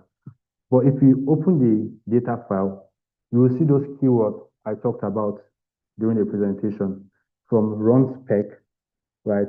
The title of our simulation, SC1 case 1. Now the dimension, so this is 10 by 10 by 3, meaning we have that reservoir discretized into 10 grid blocks in the X direction, 10 grid blocks in the Y direction, and 3 grid blocks in the Z direction. So that's the meaning of this 10 by 10 by 3. Okay, so we can see the data file here, and then we see the phases, the oil. So it has oil, we have gas, we have water, and then we have dissolved gas. And then here is the field unit here. So we are doing the simulation in field unit. And then our simulation start date is from 1st of January 2015. Right, okay. And then these things here, the well dimension, is just showing you the number of wells that's in that model. So we know that this is a very simple case. So we have just one injector and we have one producer. And then the injector will be injecting water to do some water flooding operation in this reservoir. So we have just one injector, one producer. So item 1 says the maximum number of wells in the model. So there are just 2 wells, right? Then the maximum number of good wells. I will not go into details with all of these things because of time. But here we can see that we are going to be unifying our output files. So that's the meaning of this unif out. Okay. And then we have the grid keyword. So we have the grid section. So we have sections, and each section has keyword. So the grid section, you see the okay, it's copying the init file. So we will just you can see the keywords here, dx, dy, dz. Okay, so this is what the data file looks like. And if you are conversant with Eclipse, you'll be familiar with this. Maybe some other time we can go in depth into what the data file looks like because of time. Right? But yeah, you can see that it's very compatible and it looks somewhat like what you see from Eclipse. So all right. Now let's look at the PLT file. So the PLT like captures the output of the simulation run. It also captures the point. So if you open this PLT file, so you can see here, it shows the user, the flow version, the machine name. Those are things it recognizes, and then you can scroll down. So when I said OPM, you can tweak things. This is what I mean. All this time step control, you can change this thing just to have faster simulation runs. Okay. So here you can see that it's reading the SP1 case1.data file. So it reads it, and if it does not see an error, it proceeds. Right. So it reads all of these files, all of these keywords. Okay, but here it shows a warning that this keyword, no echo. So OPM does not support this keyword, no echo. So it's a keyword not supported in OPM. Okay. So it does all of this. And then, so it starts the process of model initialization. So with model initialization, you're trying to estimate first of all, you're trying to get the in-place volume. We're also trying to get the initial pressures and saturation, phase saturation in that reservoir. That's what model initialization is all about. So you will see that it initializes at different time steps. Okay, and then it outputs what your STOIP is. So this is your STOIP here. This is your STOIP, right? And then you can see the number of active cells. Remember we said we have 10 by 10 by 3. So 10 by 10 by 3 should be 100 times 3, that's 300. So that's the number of active cells we have here. Okay, so, and then if you scroll down, you'll see the output of the simulation results. All right. But then this does not really make a lot of sense because we're just seeing numbers. That's where REST Insight comes in. So REST Insight helps us to visualize this result. helps us to draw inferences from this result, helps us to see how the water flooding operation progressed over time. Right, these are things REST Insight helps us to do. So now that we've looked at the different files, let's try and launch REST Insight. So we close this. And now to launch REST Insight, it's as simple as coming and typing REST Insight. Okay. REST. So you can see it there. REST Insight is installed. So you tap it. Okay. So this is REST Insight.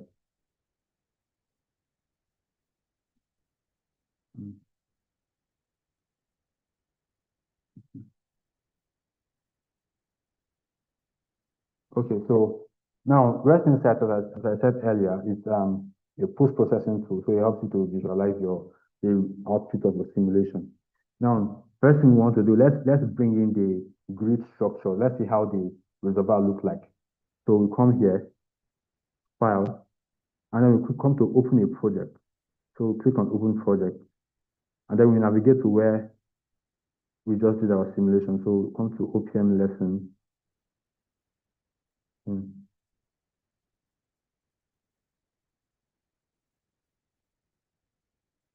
Not all files. Okay. So you notice I changed this name from this file extension to all files. Okay. OPM data. So work on SP1. So the file we are trying to bring in is the file that has the .egrid extension, because we are trying to see how the reservoir is, the reservoir with all of its grids. So that's what we are trying to see now. So we look for egrid. So this is the SP1 case 1.egrid. So we tap it and we click open.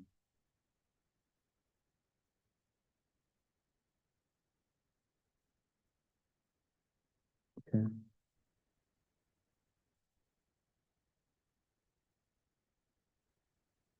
File. Okay.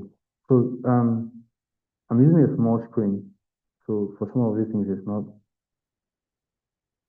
but you can see, I don't know how, can you guys see my screen properly? Hello?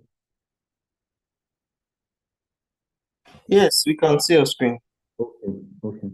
Um,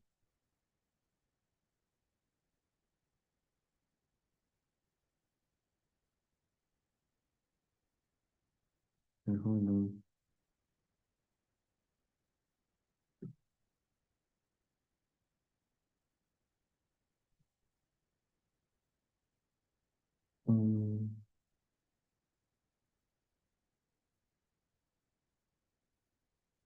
Okay, I think I would have to do that settings where you should enlarge this your Ubuntu window so that it covers the full screen, so you're able to properly see things well. I did not do that.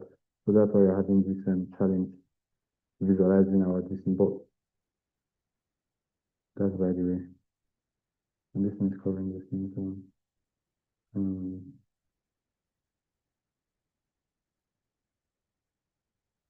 Okay, let me stop sharing and reshare again. But are we following?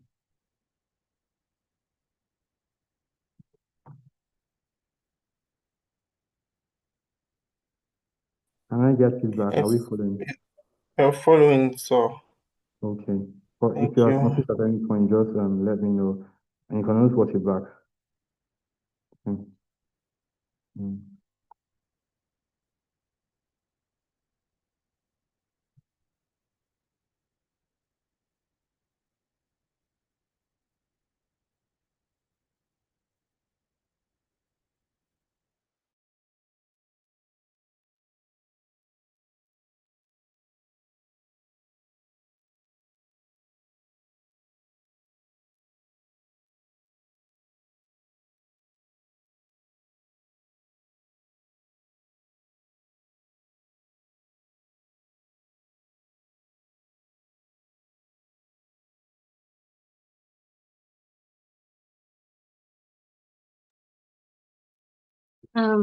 Sir, we can't see your screen again since you've stopped sharing your screen.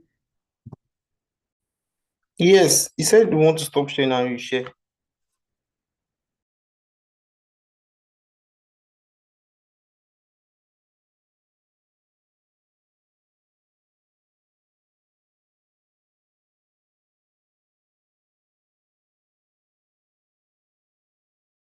Okay, can you hear me?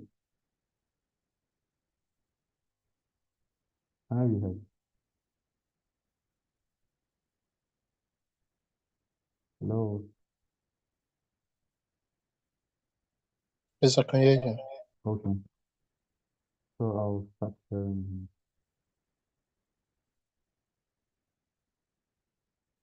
um,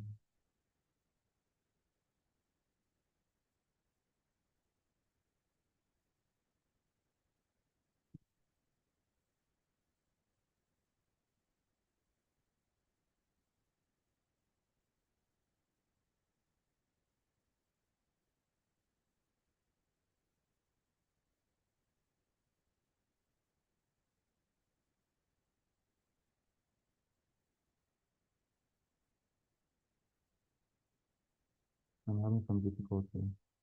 Hold on. Um,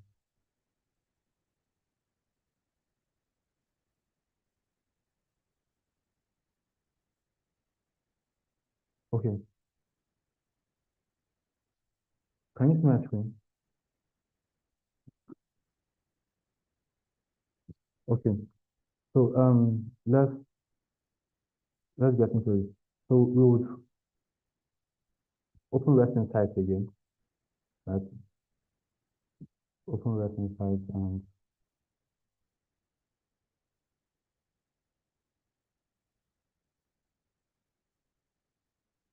okay.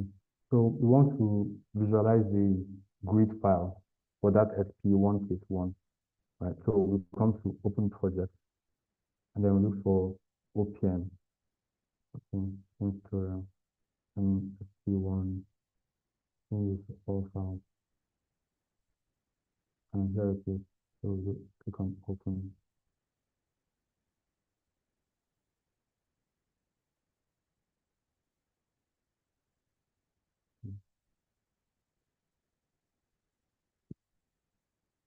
Okay. So you can see the file.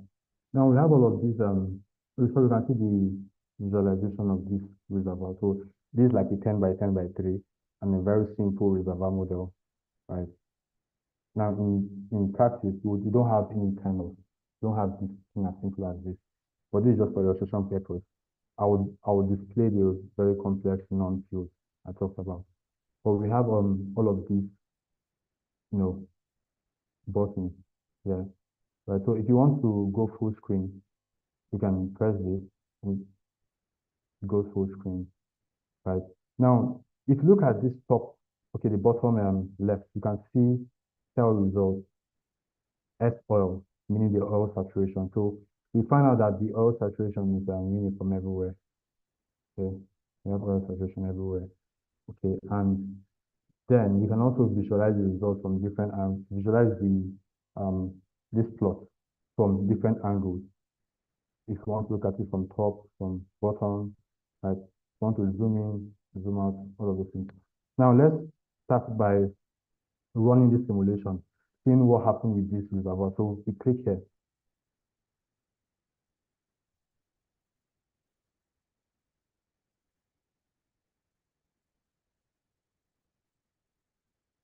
So what you observe is that the oil saturation is changing as time progresses. Like this is the time you can see it. So we started that simulation from 2015, and you can see it's moving. You can see how we have an injector well here, and you have a producer. And as we inject water, the water pushes the oil to the producer. And as it does that, what you observe that the oil saturation starts reducing, right? While the water saturation is increasing, right? So the simulation is still running. Okay, and then we ran this simulation till December of 2024. There are loads of things you can do with this thing. Now, let me bring up my view. Mm. Okay. Now, if you want to plot your production data, you want to bring out a production performance plot for the wells or for this field, we can do that here. So we come to open plot windows. Because of time, I'm not going to explain every single thing here. Maybe another time, but we would yeah. So we can come to open plot windows. And then so we have a new window open. Now here we can now create a plot. So one of those things you can create, you can see a plot of your oil production rate or your oil production total or your BHP, all of those variables. You can get a plot for them and see how they are changing with time. Right. So let's make a plot of our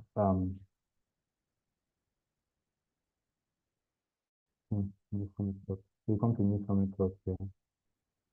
Okay. Right. Now so when you just click on this new summit plot, this is what you see. But as you can see, there's nothing on this chart. Right. Now you come here. Now, I don't know if my screen is very visible. It's not very visible. Can tell.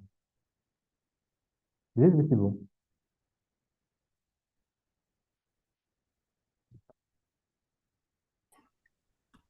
Yes, it is. Okay. Okay. Okay. So mhm.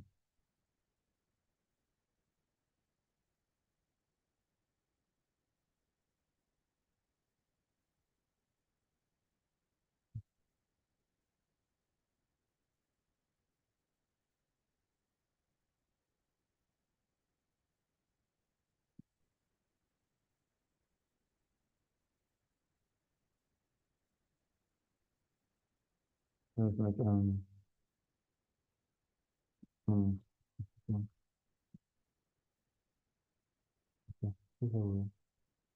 So we can let's say we want to see how the oil production rate, right, change with time. So we come and click well, right? Now when we click well, it filters it based on the number of wells that were in that reservoir, right? The number of wells that traverse that reservoir. So we have just one injector and one producer, as we saw earlier. So we click on the producer, and then let's say we want to see how the um, oil production rate, where you have WOPR, the well oil production rate. So we click on it, and then we click OK. Okay, so this is it. So we start our simulation at 2015, and then at 2015 we started that water flooding operation, and then we had that flat field. There's this flat you can see here, right? Now, as we started having water breakthrough in the production well, the oil rate started decreasing. So you can see that steady decline in oil because we started producing water too. And because you have two-phase flow, the presence of water will inhibit the flow of oil. So that's what you observe here, that the water rate started decreasing, right? So these are those inferences you can make just from looking at this. You can also add another variable, okay? Let's say,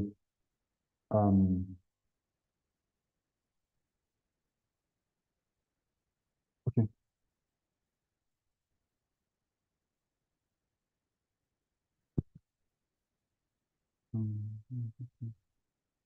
Okay.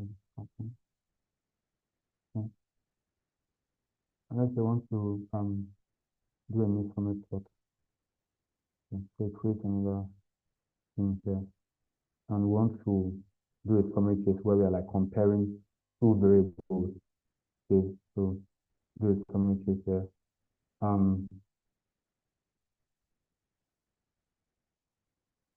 Okay, so assume we want to compare how the oil production rate, right, and the well injection rate were changing with time on one plot.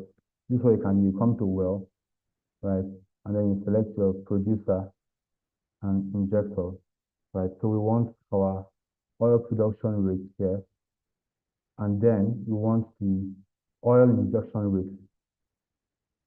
Okay, so you can see this here. It gives you a preview of what you should expect. You click apply and then click on OK. So you see we had this injector well injecting at a constant rate. Right. But then it's not picking, it's supposed to pick the injector well. What we are doing here is the producer well. Because obviously, you know, for a producer well, you cannot be injecting water through a producer well. A producer well is to produce oil. So that's why you see here, right? Yeah, right. It's saying that it's 0, basically.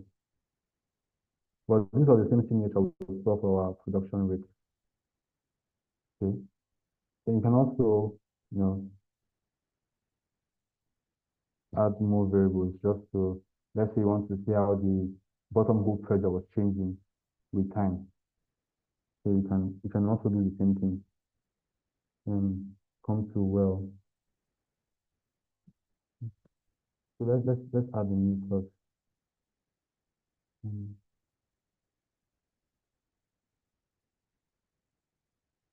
Let's go well.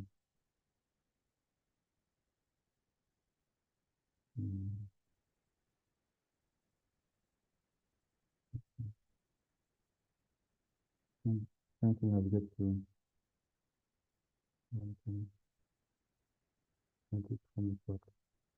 so let's come to well. So then we'll click on producer. And then we have the well bottom hole pressure, right? Okay, and you also have the let's compare that with how the production rate. You can also add another variable, the cumulative production, what you call your oil production total. So you can add that here. Okay, and then click apply. Then okay. Right. So we have this type of plot here. So if you want to give this different color, you can easily click on, let's say we want to change the color of WOPT. Click on it, scroll down here, and then we can change the color. Let's say we want it to be red. Not very good color, but open. So change it. So we have the well bottom hole pressure, and then we have all of these things in one plot where we are comparing variables and we are trying to draw inferences from this plot. So I said I was going to visualize the non-field. So that one is very, very complex. So let's visualize that before we wrap this session up. So this is the non-field. It will take quite a while because it's a very heavy file and it's a very complex reservoir model as you would see. So,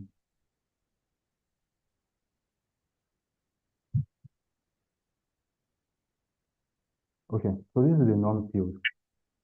Right, you can see this one's a lot more complex. It's not like that the other one that, you know, like a cuboid. You can see all the faults, right? You can see faults here. You can see all the faults. Okay. So this one is really complex. And then let's try zooming. So you can zoom in and see how the oil saturation. So here we have water, and then at some portions of this reservoir we have oil. Okay. And then if you run the simulation, you will see how the life of this field progress. So if you click on run, you see some things are changing.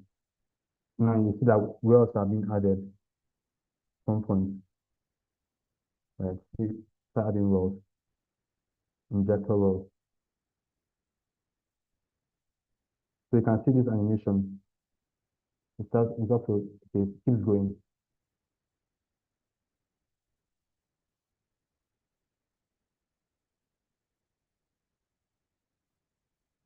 Unlike the other one, the SP1 case, that had just 2 wells. In this field, it had multiple wells. So they built a very realistic reservoir model. But the thing with reservoir simulation is that after you build the model, you have to history match. You have to match your model to the historical production performance. So you're able to really to predict. Because think about it this way. Remember at the start of my presentation, I said reservoir engineers are like prophets. So if a prophet is able to accurately tell you your past, right? He tells you, okay, this is what you have done in your past. You will trust that prophet to tell you your future. That's what history matching does. So with history matching, we are trying to calibrate our reservoir model to reflect the past performance. So that we can now use that calibrated model to predict the future performance of the reservoir. That in a nutshell is what reservoir simulation is all about. So I think I will draw the curtains here. This is just I just wanted to walk you guys through it. Maybe some other time we can always have this, or maybe with other simulators. But I think OPM is one of those simulators that people will start adopting in the near future, as it gets more functionality. Okay, I'll be stopping the presentation here. And thank you so much for everyone for listening and asking questions when necessary.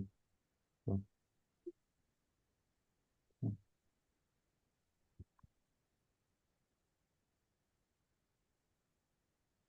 Thank you very much, sir, for that wonderful class.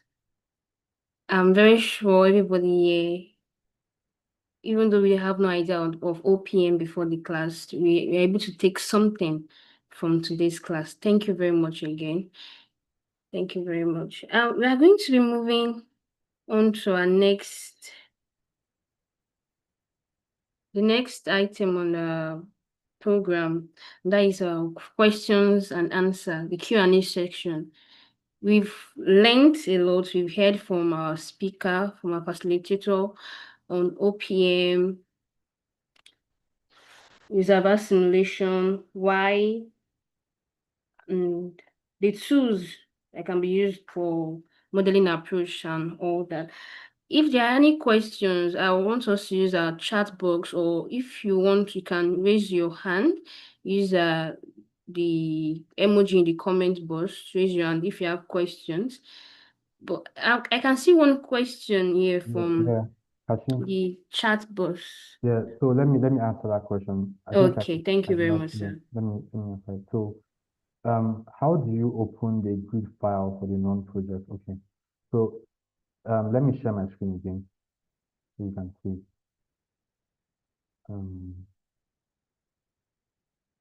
So let me share my screen. All right. Is my screen up? Yes, sir. Okay.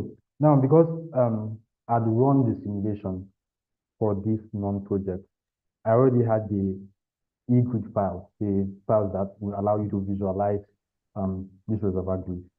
So I come here to File, right? And then I go to Open Project. If you've opened it before, you can really click here. But let me show you how I did it. You will do it from scratch. So you come to Open Project.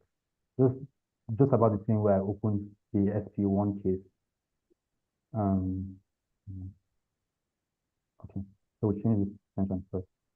And then we go back. Go back to that folder. This is a folder here, the non-folder. So you click on it. And then you can see the eGrid file. So you click on it and then you do open. So that's how you do it. Is that clear? It is. Thank you very much. Yeah.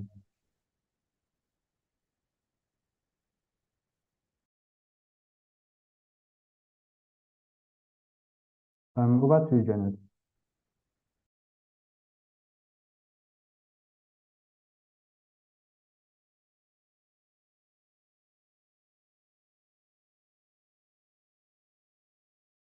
Oh, sorry. Can you hear me now? Yes, we can. Yes, we can. Okay, I do have a question to ask. For beginners, newbies, like most of us on this call will be, during your installation of the Ubuntu on your VirtualBox, those line commands you were entering, like how are newbies, beginners going to know those line commands? For example, when you were installing Flow and REST Insight, yes, those line commands you entered. How will beginners know exactly what to press and what code to enter for those line commands? Okay, thank you very much for that question. Okay, so they have an installation guide where you go to the installation guide and you see those line commands, right? So it's not like I'm typing those commands from my head. It's of no point. So you can go to the installation guide and just, type each of those commands. So you don't need to know them, right? You don't need to know them. Just know, okay, I'll, look at the installation guide and if they say apt get or get this or get install, you just type that and you continue. But it's like a stepwise process. So there's an installation guide for that. I'll attach that to, let me see if I can drop that here. Can I specify? Hmm.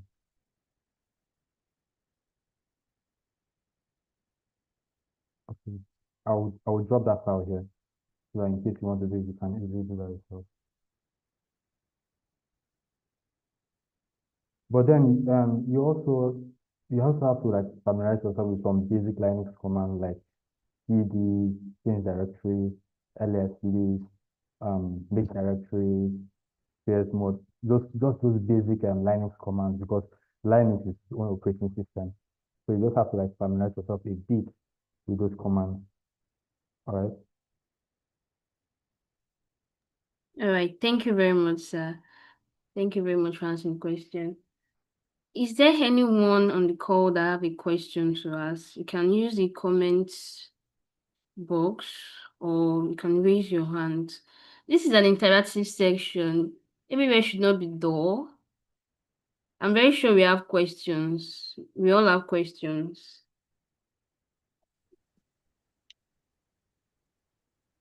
Okay. Yes. Should we move on to the next, or is anyone with a question? Okay, I have another question to ask. Mine because I Janet, was Idioma's hand is raised. So okay. I sorry, I'm didn't see that. It, So, please answer about the programming language. Like, is it only Python that is used for OPM and for Eclipse, or are there other programming languages? Okay, thank you so much for that question. So while we majorly use Python, we also use C++ and MATLAB. So I think those are like the three programming languages you would see being applied in reservoir simulation.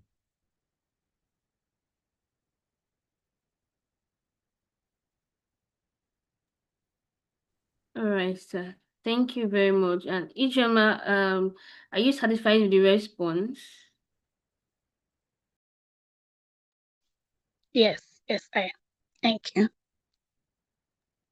All right, thank you very much. Okay, we have a question from Kachi also. He said, please, sir, how do you create a plot with multiple summaries?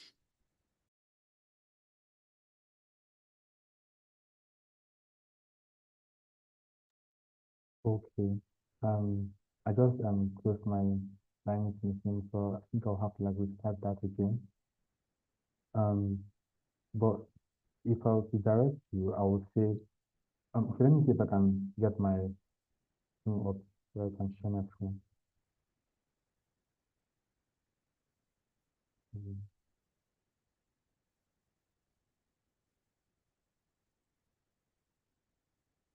Mhm. So I'll just share my screen.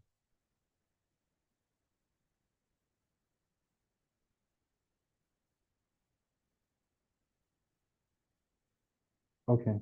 Can you see my screen? Yes, we Yes, can. sir. Okay. So if you want to create a plot with multiple summaries, right? Where you have like several variables in one plot. First thing you want to do, you come to your, you can do it in two ways. Either you can open plot window, right? And you open this thing here. So we've opened this plot window, and then we import a summary case. So a summary case is in like .smpsec file and extension. So we import the summary case. No, let's go for SQ1 case. So yeah, so this is it there. So click on open, right? Now, so it brings out this thing here. Okay, so you can come and edit your summary plot, right? Can edit summary plot. Now you can I really focus on well, but you can make plots based on from field level or region level or group level or what you call LGR wells. So with LGR wells, they're like what they call local grid refinement, where you increase the number of grid blocks around a well. So around the world, you have like loads of grid blocks just to capture how saturation changes in that grid block. Those are LGR wells, but we just focus on wells. Right? So we click wells, okay, and then we click on, okay, so we have to click this, and then on click this here. And then that's it for a production well. Then now we can select the variables we want. So let's say if we want the residual this time, we have capital ratio. And let's look at the oil production rate. Okay. So you can see this, and we click on apply and OK. So this way you have that.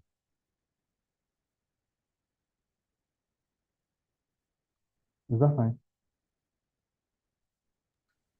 Yeah, noted. Okay. Thank you very much, sir. Okay.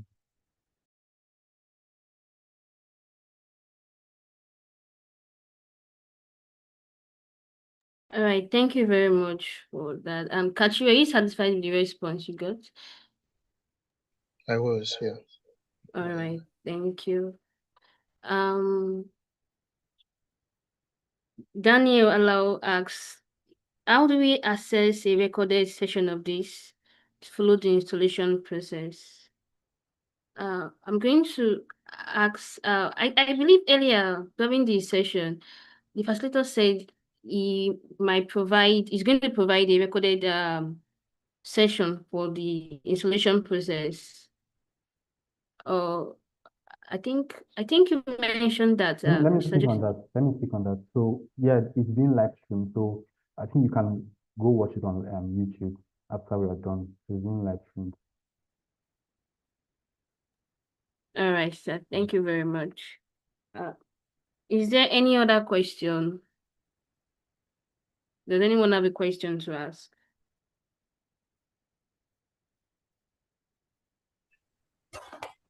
Okay. Yes, so I have a question. Good afternoon. Okay, go ahead.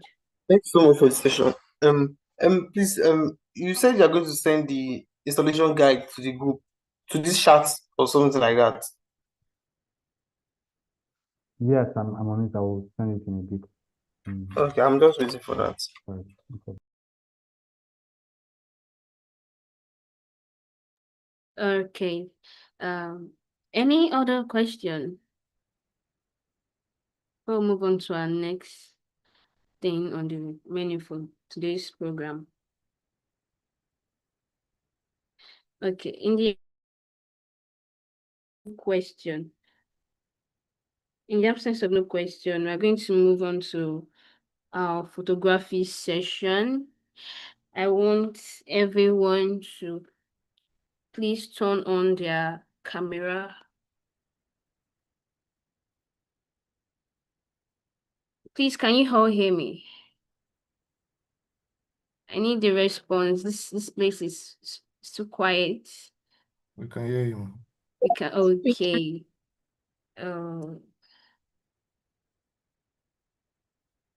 Please, I'll need this.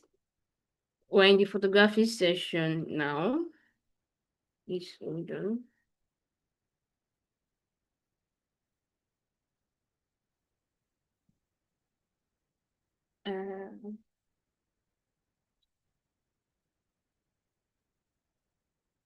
Yes, we're in the photography session now. I need everyone to please put on their cameras. I'm only seeing one person. Okay, please.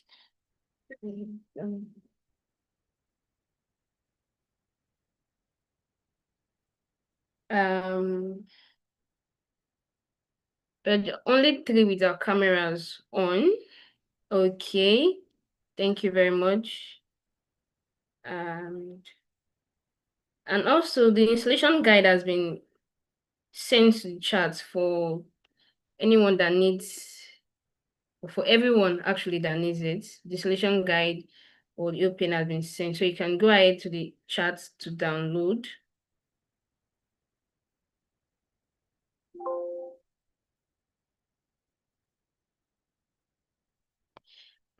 We are only 3 with our cameras on.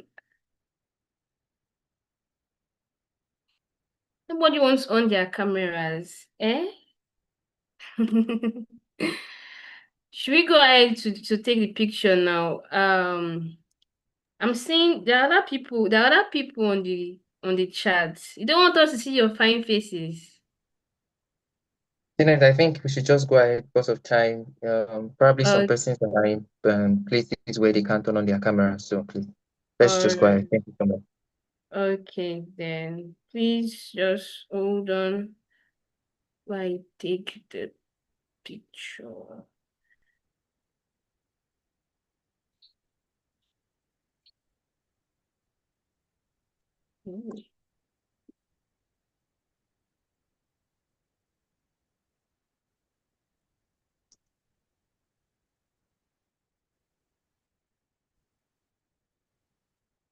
Sorry.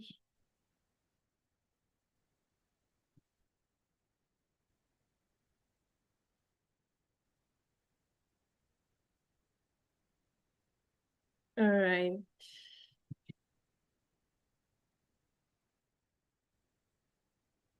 Okay. All right, confirm you've taken some shots so we can go back.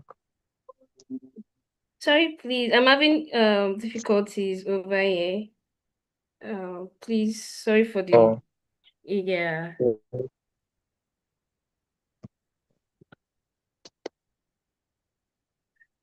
Bye.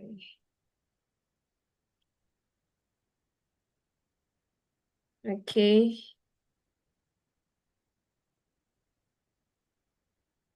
All right. There are some shots taken already, so we all can right. move. Thank you so much. Yes, we can move along.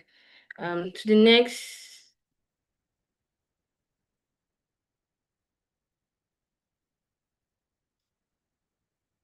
We're going to please hold on.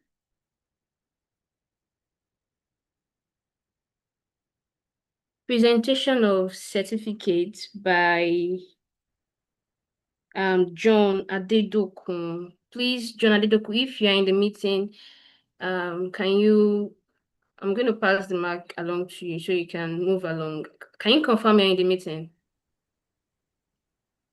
All right, so John had to leave the meeting at some point because he's currently on the field and I think duty called. So I'll just do that instead. So yeah, in appreciation of giving us your time to us to give us this valuable insight and knowledge. Thank you so much, Joseph. And I must say it was really a very impactful session. Like even for beginners, people who don't even have idea of reservoir simulation, the way you're able to break it down and start from the basic is quite highly commendable. So thank you so much. And this is just a token of appreciation to just say, yes, we see you and we value your effort.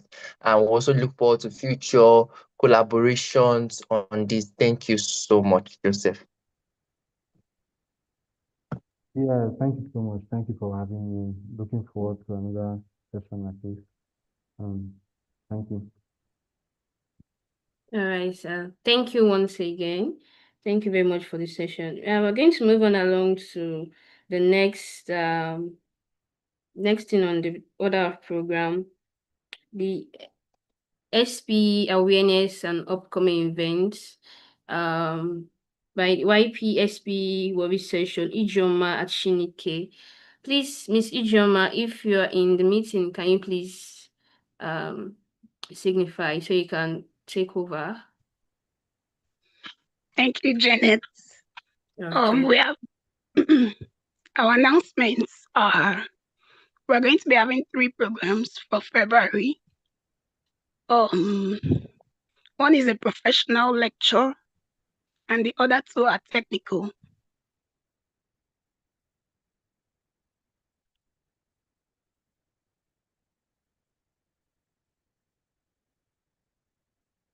Hello, ma'am. Are you done with the announcement? Or you're still on?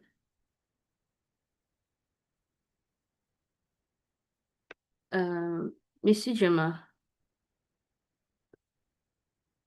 Are you there? Okay, he's having troubles as well. Okay, Okay. just because of time, I'll just step into this. So the first one will be She coming, mentioned. and Okay, I the think she's topic back is for on. early career starters. Hello? It's not your time. I think she's still Yeah, having. Okay. sorry for that. Sorry for the glitch. The second program will be holding. Okay, the second one will be for 2 days. It's going to be starting on the 20th of February and ending on the next day, 21st, which is a Saturday. So it's the first technical lecture for the month, and it's going to be conducted by Rent and Engineering. Rent is acronym for Royal Global Engineering Training, something like that. So it's going to be a 2-day intensive training on Aspen ISIS. Aspen ISIS is a process simulation software. So we're going to be having that. Then the last program for the month will be on the 28th of February by 12 p.m. Sorry, the previous one is 8:30 p.m. Right? Am I right? Yes, 8:30 p.m. Then the last one will hold by 12 p.m. just like this one. The topic for that day will be data analytics fundamentals for oil and gas operations. We all know the usefulness of data in our world of today, so there is need to understand data analytics and all its other associates like data science, data analysis, and the rest. So it's going to be anchored by Chinedu Nweke, who is an SP affiliate. Yes, so that's all we have for next month. Hope to see you guys there. And we will be there. Thank you very much, Ms. Ijoma, for the announcement. We are going to move on to the next on our order program. The closing remarks and votes of thanks will be given by the YPASP World Section, William Okon. Please, if you're in the meeting, can you signify so I can pass the mic along to you? All right, good day, everyone. Please confirm you can hear me. We can hear you. Good evening. All right, thank you very much. So, I want to say a big thank you to everyone for joining today's session on Introduction to Reservoir Simulation with the OPM. We appreciate our facilitator and the moderator and everyone who participated actively. I want to say a big thank you to you. We hope this session has strengthened your understanding and inspired further learning. I learned a lot today as well. So on behalf of the SP Worry section, I would say thank you for your time. We look forward to seeing you at our next technical event. Thank you so much, everyone, and have a good day.